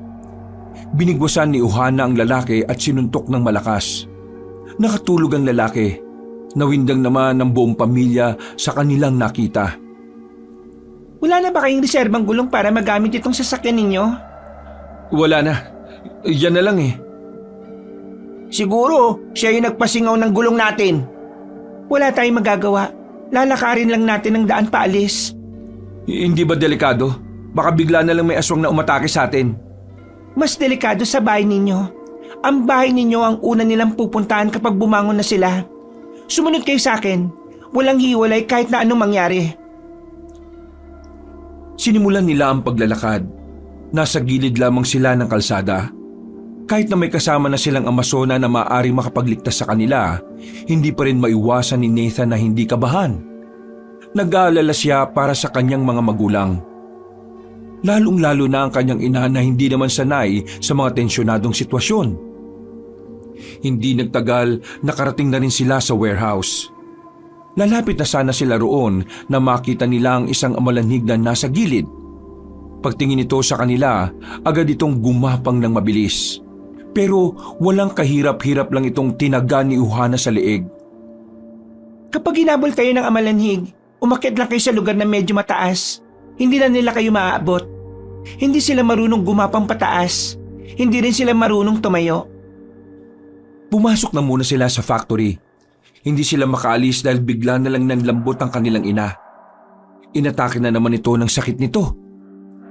Yung gamot ni Mama. Nasa maleta, di ba? Naiwan sa van yung maleta. Pambihira. Sige na, dito lang kayo. Babalik ako. Kukunin ko yung gamot ni Mama. Susama na ako. Hindi, ako na. Ikaw na lang makasikaso kay Mama. Ikaw yung marunong eh. O sige, mag-ingat kayo ah. Sandali, Bakit, miss? dali niyo ito. Inabot ng babaeng isang maliit na supot ng telang itim. May lamang itong mga maliliit na bato sa loob. Para saan to? Matapang ang amoy niyan para sa mga aswang. Kapag dala niyo yan, mas maamoy nila yan kaysa sa inyo. Makakatulong yan para hindi nila kayo kagad makita o maramdaman kapag nagtatago kayo. Sige, maraming salamat. Dala ang itak ay lumabas na rin ng factory ang magkapatid. Aminadong kabadong-kabado sila noong mga sandaling yon. Hindi nila sigurado kung ano ang mangyayari sa kanila sa mga sandaling yon. Ang tanging alam lang nila, kailangan nilang mabuhay para sa kanilang ina. Bilisan mo! Ang bagal mo eh! Kuya, naririnig ko na sila. Mukhang ang dami na nila. Kaya nga bilisan mo eh! May oras pa tayo. Hindi naman agad sila gagala sa lugar natin. Maghanap pa yan sila ng mga kamag-anak nila. Sa bilis ng takbo ng dalawa, narating na rin nila ang kanilang bahay. Sa harapan nito ay naroon ang van na kaagad din naman nilang pinasok. Kinalkal nila ang maleta. Nasa pinakailalim pa nakalagay ang gamot kaya medyo natagalan pa sila. Bilisan mo, Owen! Ang dilim-dilim eh. Basta nakalagay na sa pouch yun! Ito na! Lalabas na sana sila sa van nang bigla nilang makita sa loob ng bahay nila na merong amalanhig. Nagmamadali silang pumasok ng van. Marahan nilang isinara ang sliding door para hindi sila makalika ng ingay. Naku po, nandito na sila. Yumuko sila nung mga sandaling yon. Kahit nakulob sa loob ng van, ay naririnig pa rin nila ang malalakas na angin ng mga aswang sa labas. Mabuti na lang talaga ay binigyan sila ni Uhana ng pangontra. Kung hindi, baka kanina pa sila naamoy ng mga aswang. Dumagungdong ang kanilang dibdib. Hindi nila mapigilan ang kaba na kanilang mararamdaman. Nanginginig ang kamay ni Owen dahil sa takot. Pero hinawakan lang ito ni Nathan para makalma ito. Marahang sumilip si Nathan sa bintana. Hindi na nila nakikita ang mga aswang dahil nakadapa ang mga yon. Kaya naman hindi sila nagpakampante. Hanggat naririnig pa nila ang mga angil nilang tila gutom na gutom, hindi sila maaaring lumabas ng sasakyan na yon. Anong gagawin natin? Kailangan na nating umalis. Kailangan na ni Mama ang gamot. Nag-isip ng maigi ang binata. Pinakiramdaman niya kung nasaan ang mga aswang. Nang malaman niyang nakapalibot ang mga amalanhig sa sasakyan, may naisip siyang paraan. Isang paraan na maglalagay sa kanya sa panganib. Anong gagawin mo, kuya? Bakit mo binubuksan ng bintana? Akit ako sa taas para malaman ko kung nasaan sila. Ganito ang gagawin natin. Babato ko ng kahit na anong bagay palayo para malaman ko kung gaano sila kabilis. Magpapahabol ako. Ha? Baliw ka ba? Sinabi na nga ni Ma'am Pedring kung gaano sila kabilis. Magpapahabol ka pa? Wala tayong choice. Kapag di natin to ginawa, si Mama naman ang malalagay sa alanganin. Sige na, aakyat na ako. Kapag nakita mong nagbato na ako ng bagay, ihanda mo sarili mo kasi tatakbo ako pasalungat sa direksyon na dadaanan mo paalis. Kuya, baka mapano ka. Wala na bang ibang paraan? Wala na. Ito na lang. Umakyat na si Nathan sa bubungan ng van. Medyo kinakabahan siya nang maramdaman siya ng mga yon. Makailang ulit na pinagbababangga ng mga aswang ang sasakyan. Doon niya nakumpirma na talagang hindi nakakatayo ang mga amalanhig. Ang kukulit nyo ah! Hinubad ni Nathan ang kanyang tsinelas at binato sa bandang harapan ng sasakyan. Gumapang na mabilis sa mga aswang patungo sa tsinelas. Natansya niya kung gaano kabilis sa mga yon. Aba, mabilis talaga. Pero kung mas bibilisan ko, kakayanin ko silang lagpasan. Owen, naririnig mo ba ako? Oo kuya, naririnig kita. Sa pangalawang hagis ko ng tsinelas, lalabas ka na. Tatakbo na rin ako pasalungat. Huminga ng malalim si Nathan. Hinagis niya ang tsinelas sa gilid. Sabay agad siyang tumalon pababa ng van. Hoy, mga aswang!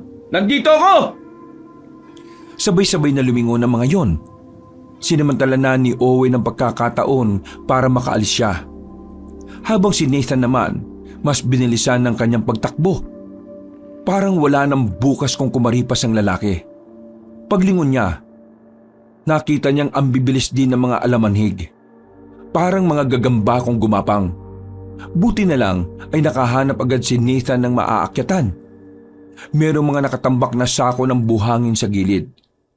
Dali-dali siyang pumunta sa taas nun. Habang ang mga amalanhig naman ay binabangga-bangga lang ang sako. Hindi makakyat at puro angin lamang ang nagawa. Samantalang nakapagpahinga ang binata, pero hindi pa siya ligtas sa mga sandaling yon. Alam niya na hindi siya lulubayan ng mga aswang, kaya wala siyang kasiguraduhan kung makakaalis pa ba siya sa kanyang kinalalagyan. Pambirang buhay to.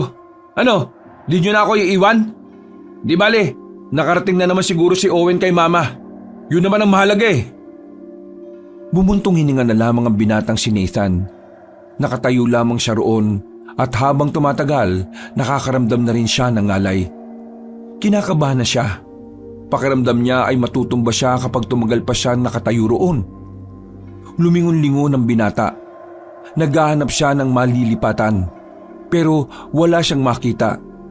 Tanging malinis na kalsada lang ang naroon. Nalintikan na talaga. Mawawala na sana ng pag-asa ang binata nang biglang may bumato ng gasera sa mga amalanhig. Mabilis na kumalat ang apoy sa mga aswang. Nagpulasa ng mga yon. Dali! Bumaba ka dyan! Nandito kami, bilis! Nakita niya ang maglulong Pedring at Yang. Hindi na siya nagsayang ng oras. Bumaba siya at kumaripas ng takbo palapit sa dalawa. Nang makaalis na sila roon, nagtago sila pansamantala sa gilid. Hindi sila namamatay sa apoy, pero iritado sila sa ganon. Nawawala sila sa wisyo. Maraming salamat po. Buti na lang dumating kayo. Kung hindi, baka hindi na ako nakaalis doon. Kinailangan kasi namin maghiwalay ng kapatid ko eh. Nasa factory sila ngayon. Hindi lang ang mga yan ang problema natin. Ano pong ibig niyo sabihin? May isa sa mga amalanhig ang may kakaibang kakayahan. Nakakatayo siya at merong isip na parang gaya ng sa tao. Alam kong kasama niyo na ang Amazonang may dala ng espada ng urka. Pero hindi ko alam kung kakayanin niya ang sinasabi kong yon. Pero halika, puntahan natin ang mga kasama mo. Iikot lang tayo sa kabila. Madilim ang daan na tinatahak nila Nathan. Noong mga sandaling yun ay naririnig pa nila ang mga hiyawan ng mga aswang. Hindi matigil ang pagtindigan ng mga balahibo ni Nathan. Pakiramdam niya, nagkalat na sa buong lugar ang mga aswang. Makalipas lang ang halos 15 minutos, natanaw na rin niya ang factory. Nagmamadali silang makalapit doon. Pero ang inabutan lang nila ay si Owen at Joren pati na rin ang babaeng si Ohana. Nasaan sila mama at papa? May napadaan na truck ng gulay kanina. Isinama na namin sila ron. Bakit hindi pa kayo sumabay sa kanila? Hindi ka namin kayang iwan niya. Diyos ko naman oh. O siya. Isipin na lang natin kung paano natin haharapin ang mga aswang. Ikaw pala ang Amazon ang nangangalaga sa espada ng urka. Anong pangalan mo, Iha? Ohana ang pangalan ko.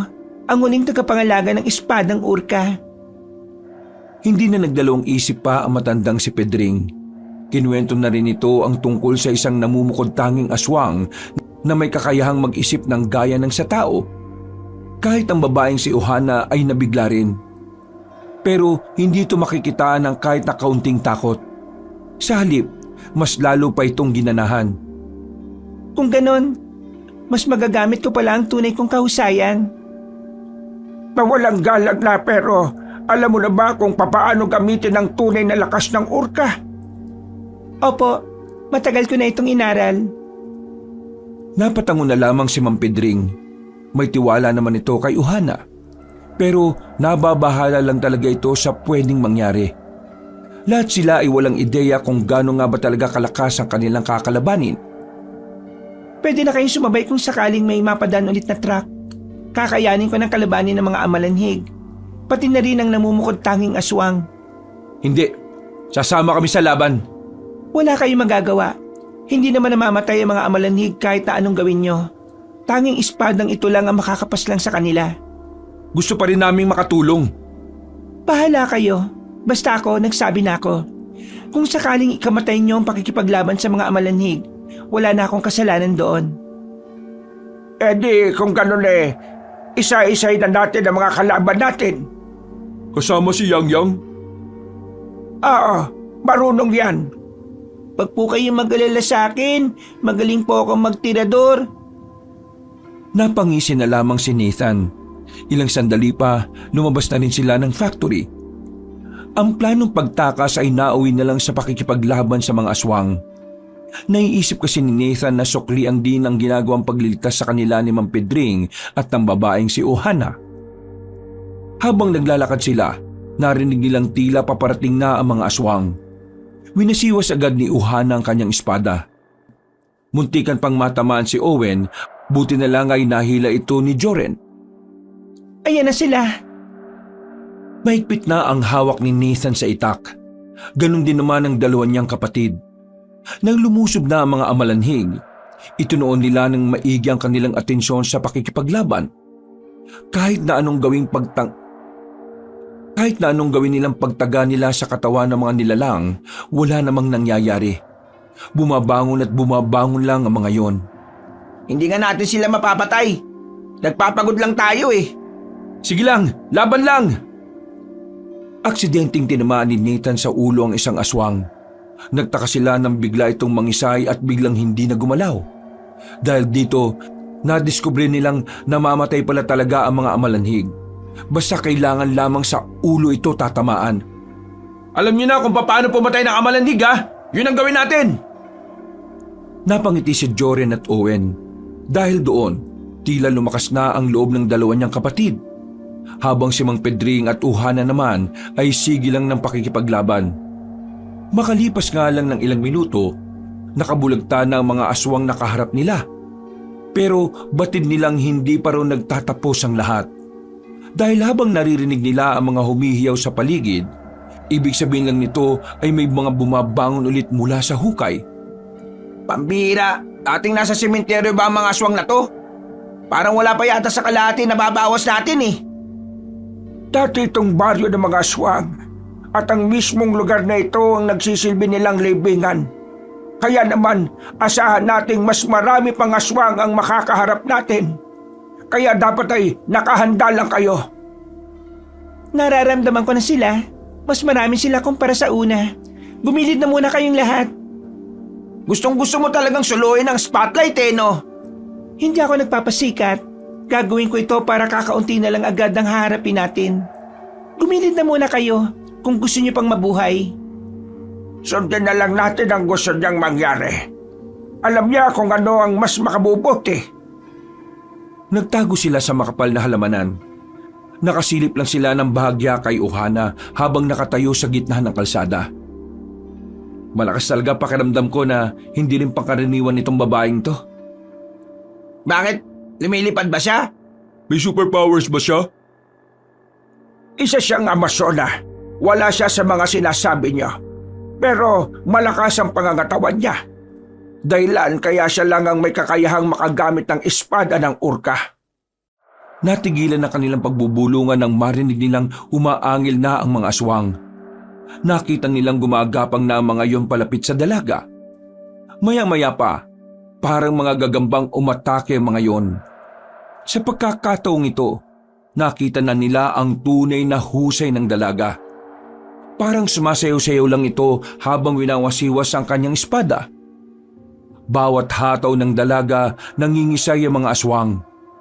Hindi makatama ang mga amalanhig. Manghang-mangha naman ang magkakapatid. Para kasi silang nanunood ng isang pelikula. Grabe, totoo ba itong nakikita ko? Nakakahanga talaga. Hindi tumigil ang babae sa pakikipagpatayan sa mga aswang. Habang tumatagal, natatambak lang ang mga bangkay ng mga amalanhig. Patuloy lang ang dalaga na parabang hindi napapagod. Iharap niyo sa akin ang tumatayong pinuno ninyo. Nang sabihin niyo ni Uhana, natigilan ng ibang aswang. Nagtaka si Mang Pedring dahil yun ang una niyang nakita ang mga amalanhig na nag-aalinlangan. Pero hindi pa rin pinalagpas ni Uhana ang mga natira. Pinagpapapas lang niya ang mga yon at saka lumabas na rin sila Nathan sa kanilang pinagtataguan. Paano sila makakapagsumbong sa pinuno nila pinaslang nyo na silang lahat? Ayos ka rin no? Manong, alam mo ba kung saan ang sentro ng libingan nila? Hindi. Ang alam ko lang na libingan ay ang matagal ko nang binabantayan. Hindi ko nga inaasahan na mas marami pa palang libingan ang nandito. Napailing na lamang ang babaeng si Uhana. Kung matatagpuan lang kasi sana nila agad ang sentro ng libingan, mahahanap nila agad ang pinuno ng mga aswang. Yun ang dapat unahin nilang paslangin dahil yun daw di umano ang pinakamahirap kalaban. Unahin na lang muna natin itong mga amalanhig bago tayo tumuloy doon sa pinakabos nila. Ama, huwag tayong magmadali. Kung gusto mo, magpahinga ka na muna. Kami na muna ang bahalang umarap sa mga aswang. Hindi ako magpapahinga. Hindi naman ako napagod Kailangan natin magpatuloy. Bago pa makalayo ang mga amalanhig, kailangan na natin silang patayin. Mas maraming buhay ang mapapahamak kapag nakalabas sila ng lugar na ito. Wala silang sinayang na oras ng mga sandaling yon. Naglakad na sila para hanapin pa ang ibang aswang. Bawat madadaanan nilang mga aswang ay agad nilang napapaslang. Pero mag-iisang oras na nilang ginagawa yon. Hindi naman nila nakikita ang kanilang hinahanap. Tumigil sila sandali sa gilid. Pinagpahinga nila si Mang Pedring dahil hinihingal na. Bumuntong hininga na lamang si Nathan.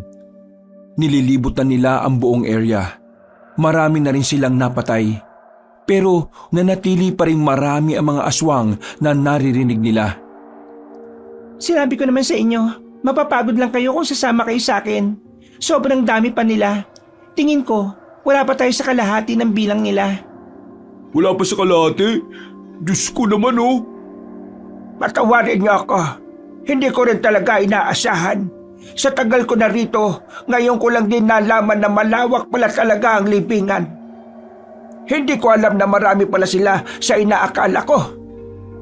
Huwag niyo nang sisihin ang sarili niyo. Dahil sa inyo, kaya kahit papano nakapaganda kami. Siguro, wrong timing lang talaga ang pagdating namin dito. Dapat pala, bago namin binili ang warehouse at ang bahay, inalam pala talaga namin muna kung anong meron sa area. Nandiyan na naman sila. Eto na naman tayo. Kumpara kanina, kakaunti na lang ang mga amalanhig na dumating. Pero merong nararamdaman na kakaibang dalaga. Pakiramdam niya ay parang may maling nangyayari. Hindi niya maipaliwanag. Kaunti lang pala Kayang-kaya na namin to. Sandali. O bakit? May problema ba? Manong, nararamdaman mo ba ang nararamdaman ko? Ang malakas na presensya. Mukhang ayan na nga siya. Kahit na hindi pa nakikita ng magkakapatid ang tinutukoy na matanda, otomatikong nagtindigan ang kanilang mga balahibo. Nanlamig ang kanilang palad. Ganun na ganun ang kanilang nararamdaman nung unang pagkakataon na nakita nila ang mga aswang. Anong ibig sabihin nito? Ang pinuno ng mga amalanhig ay narito na. Joren, Owen, gumilid na muna kayo. Isaban niyo si Yang Yang. Ha? Sige na! Oo na, ito na nga. Ako nang bahala sa pinuno. Kayo na sa mga tauhan. Tumango na lamang si Nathan at Mang Pedring. Aminadong sa mga sandaling ito ay pinangungunahan na siya ng kaba. Wala naman kasi talaga siyang alam sa pakikipagpatayan sa mga aswang At mas lalong wala siyang alam kung papaanong haharapin ang pinuno ng mga yon. Sumama lang siya roon para patunayan na kaya niya rin makatulong. Nakita nila ang namumukod tanging matangkad na aswang. Naglalakad ng gaya ng sa tao. Pero ang mukha nito ay naaagnas na. Inuuod na rin ang ibang parte ng katawan. Tumigil yon sa paglalakad. Tumindig lang din sa gitna ng kalsada.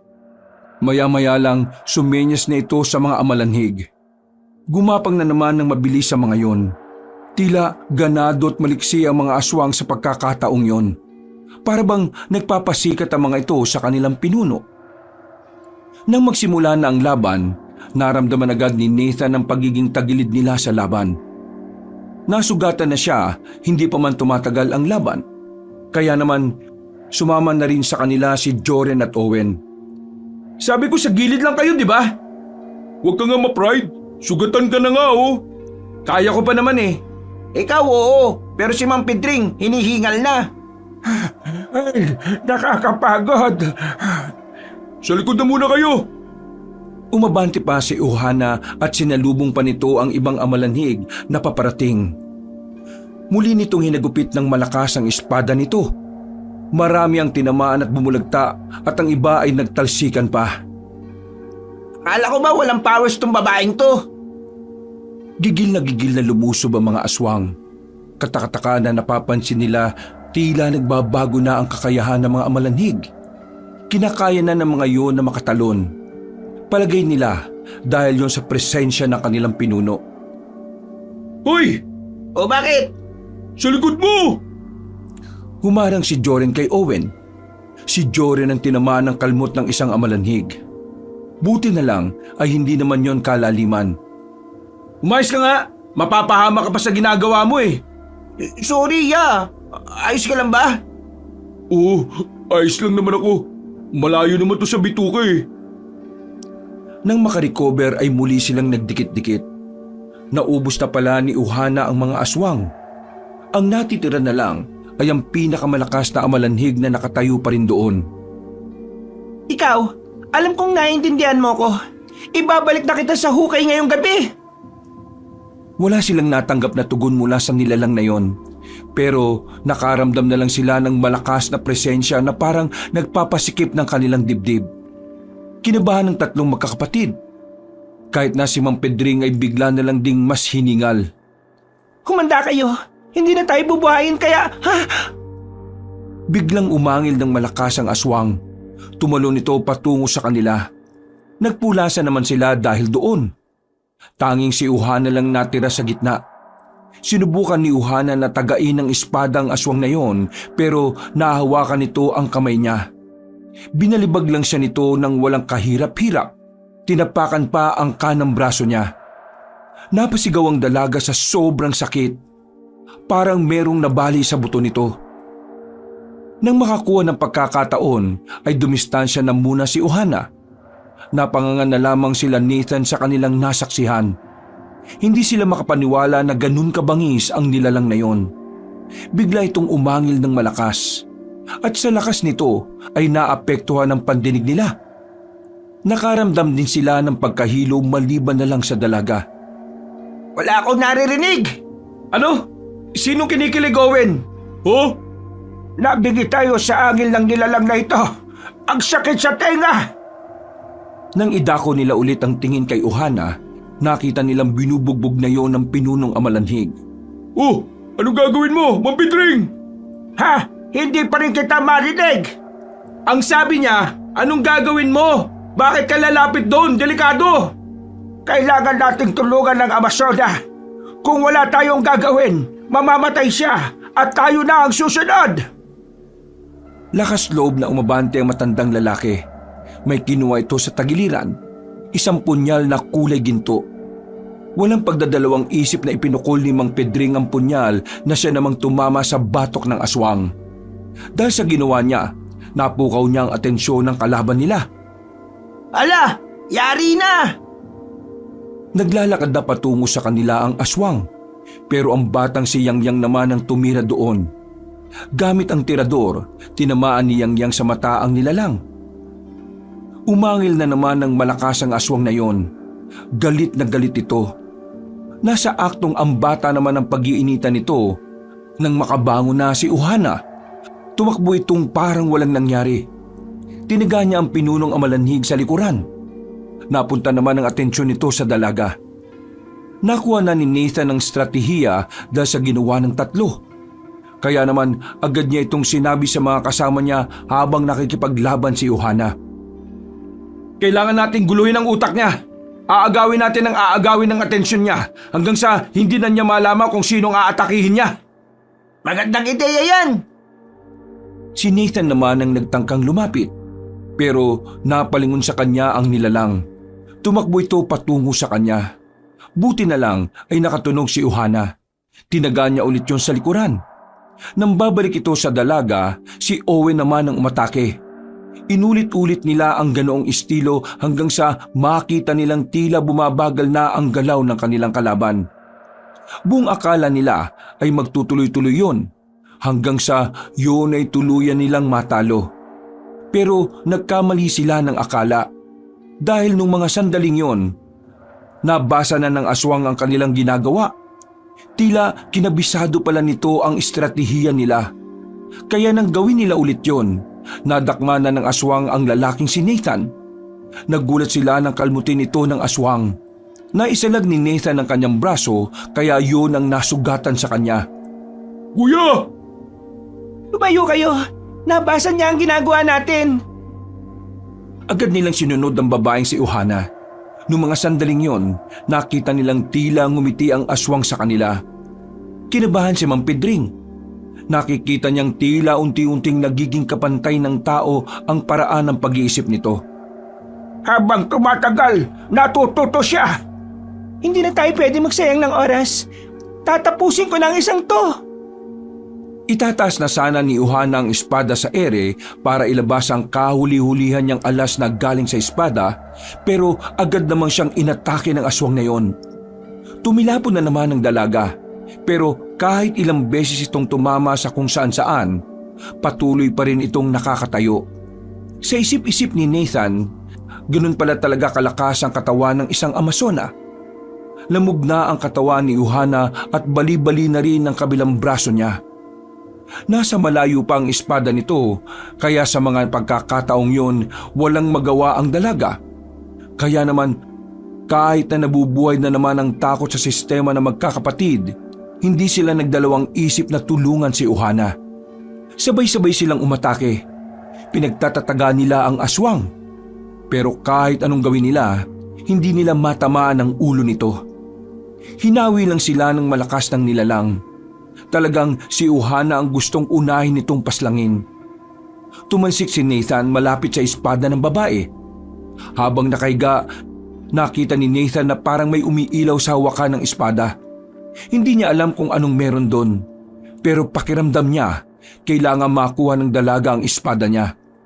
Kaya naman, naisip agad niya na damputin yun. Huwag mong damputin! Pero hindi siya nakinig kay Ohana. Dinampot niya rin ang espada ng urka. Agad na naramdaman ni Nathan ang tila kuryente na dumadaloy doon. Lingid kasi sa kaalaman nila na hindi maaaring hawakan ng iba ang sandatang yon. Pero kahit na ganoon, tiniis ni Nathan ang kuryenteng nararamdaman niya. Nabuhat niya pa rin yon at saka inihagis kay Ohana. Agad namang natumba sa lupa ang binata. Nakakaramdam siya ng pagkahilo. Pero masaya siya dahil nakita niyang tila bumalik ang dating lakas ni Ohana dahil sa ginawa niya. Nawalan siya ng malay. Nagising na lang siya nang maramdaman ng pagyugyog. Madilim pa rin at nasa likuran na siya ni Owen. Pasan-pasan siya. Tumatakbo sila sa kagubatan. Teka, bakit tayo tumatakbo? Pinatakas na tayo ni Ohana! Ha? Bakit? Akala ko ba lumakas na siya ulit? Lumakas na din yung aswang, kuya. Habang tumatagal ang laban nila, parang lalo siyang natututo. Yung maglolo, nasaan? Anong nangyari sa kanila? Tumakbo na rin sila palis. Yun ang utos ni Ohana. Kapag di tayo umalis doon, lahat tayo mamamatay. Hindi magagamit ni Ohana yung yung espada niya. Yung powers ba yun? Kasi hindi siya makapalag. Nakukonsensya si Nathan noong mga sandaling yon. Naaawa siya kay Ohana pero wala rin naman siyang magawa. Ang pagtakas ang pinakamagandang paraan para hindi sila maubos. Mga ilang sandali lang, bigla na lang pinulikat ang paa ni Owen. Tumumba silang dalawa ni Nathan. Oh, ayos lang ba kayo? Yung paa ko, namumulikat. Ayan, ayos na ba? Huwag mo akong bitbitin. Kaya ko na maglakad. Dumito na muna kayo. Sobrang layo na rin natin sa kanila. Hingal na hingal si Owen habang si Jory naman ay tinalian ng tela ang sugat ni Nathan. Hindi natin siya dapat iniwan. Kailangan niya tayo. Kuya, kung nakita mo lang yung pagpapalit ng anyo ng kalaban natin, baka matay ka pa sa kaba. Hindi na biro yung kalaban natin. Walang magawa si Ohana. Hindi siya pinagpapahinga ng aswang na yun. Inilayo rin sa kanya yung espada niya. Ito na lang ang tanging paraan para makaligtas tayo, kuya. Isa pa, naghihintay na si Papa at Mama sa atin. Kung ano man ang magiging kapalaran ni Ohana sa kamay ng nilalang na yon, kailangan na lang natin tanggapin yun. Ginawa niya talaga yun para iligtas tayo. Huminga na lamang ng malalim si Nathan.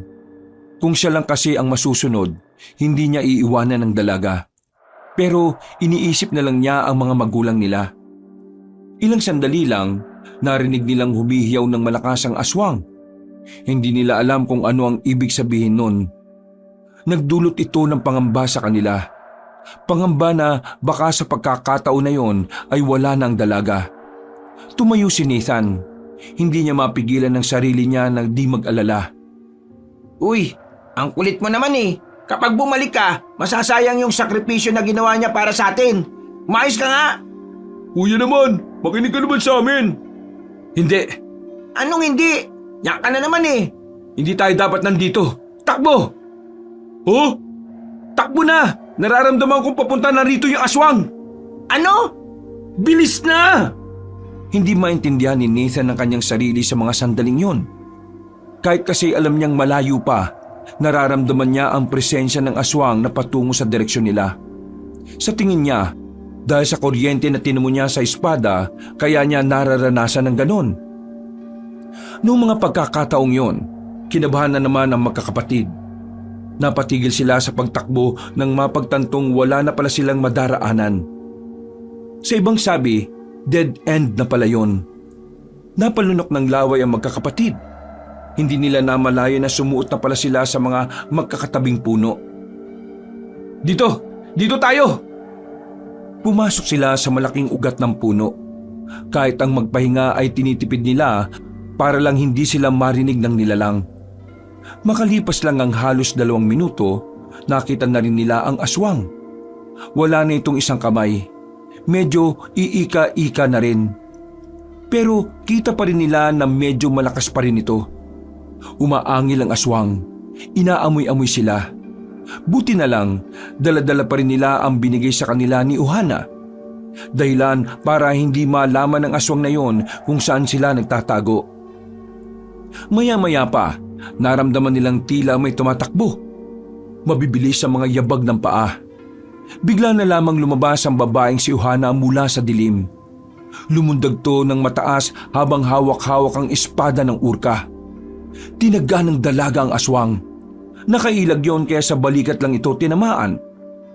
Lalong humanga si Nathan sa dalaga. Hanggang sa mga sandaling yun kasi, buhay na buhay pa rin ang katawan nito. Para bang hindi man lang nakakaramdam ng bugbog. Isang bagay na alam nilang hindi normal na nangyayari sa isang babae. Hindi mo ako matatakasan. Kahit na magpalit ka pa ng anyo ng ilang beses, hindi mo ako matatakasan. Umangil na naman ng malakas ang aswang. Natawa na lamang si Owen nang biglang pumiyok yon at naubo. Dahil narinig sila ng aswang, napalingon yon sa kanilang pinagtataguan. Nagmamadaling gumapang ang mabangis na nilalang patungo sa kanila.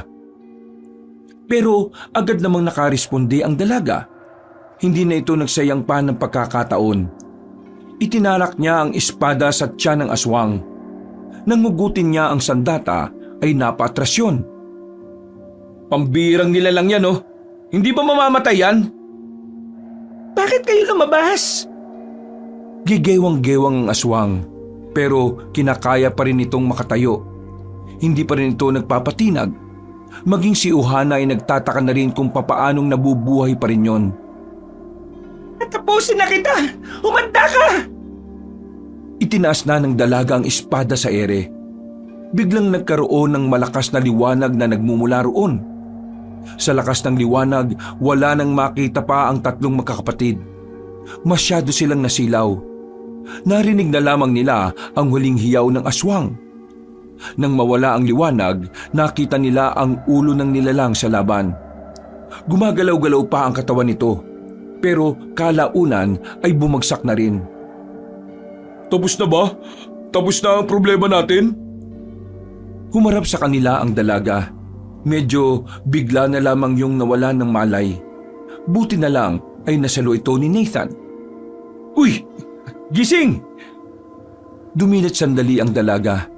Napangiti na lang ito at saka muling pumikit. Nang matapos ang labanan na yon, inuwi na muna nila ang dalaga sa kanilang bahay. Kasama na rin nila si Mang Pedring noon. Ginamot na matanda ang mga sugat nila. Pero mas inasikaso nito si Ohana dahil mas grabe ang pagkakabugbog ng katawan nito. Ano nangyari sa mga natitirang amalanhig? Kusa na lang silang mamamatay. Namatay na rin kasi ang tinuturing nilang Panginoon. Buti naman kung ganon.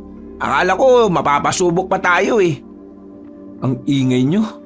Nagpapahinga yung tao oh. Nang dumilat si Ohana, napangiti na lang ito sa kanila. Susubukan pa sana nitong tumayo pero masyadong masakit ang katawan nito. Tapos na ang laban. Sa ngayon, kailangan mo munang magpahinga. Nilamog ang buo mong katawan. Maraming salamat sa katatagan ninyo. Mga tunay kayong lalaki. Masaya akong kayo ang nakasama ko sa laban na ito. Makalipas lang ang ilang araw, naging maayos na rin ang pakiramdam ni Ohana. Gustuhin man itong manatili pero kailangan itong umuwi sa baryo nila para ibalita ang nangyari. Kumuhay na lamang ang dalaga habang papalayo ito. Uy, si Kuya! Type mo no? Ha? Pinagsasabi mo dyan? Huwag ka na magkaila. Halata naman sa'yo eh. Natigil lang ang kanilang pag-uusap nang lumapit sa kanila ang ama nilang si Ronald. Iba ang aura nito. Wala ang imahe ng kasungitan sa mukha nito. Mga anak, alam kong marami akong nagawang mali sa inyo. Marami akong pagkukulang. Lalong-lalo na sa iyo, Nathan. Sana patawarin mo ako kung hindi ko ba lang inisip ang nararamdaman mo. Patawarin mo ako kung pinaramdam ko sa iyong wala kang halaga. Sana bigyan mo pa ako ng isa pang pagkakataon para maging ama mo. Babawi ako sa lahat ng mga nagawa ko. Pa, Diyos nga nakakapagpatawad. Ako pa kayang tao lang. Niyakap ni Nathan ang kanyang ama. Wala na siyang sama ng loob dito. Nung makaligtas sila, balak na rin niyang kausapin ito at makipagbati. Gumaan ang pakiramdam ng binata. Pakiramdam niya buo na ulit ang kanyang pagkatao. Ngayong ayos na sila ng kanyang ama, mas magiging positibo na ang kanyang pananaw sa buhay. Nako, mas masarap ang pagyayakapan kung may lambanog. Pumasok si Mang Pedring sa bakuran nila at inilapag ang 2 galon ng lambanog. Napakamot na lamang sila sa ulo at natawa. Masaya ang kalooban ni Nathan nung sandaling yon. Kahit na hindi pa rin nila nasisimulan ang kanilang negosyo, ang mahalaga na lamang sa kanya ay ligtas at masaya ang kanyang pamilya. Wakas!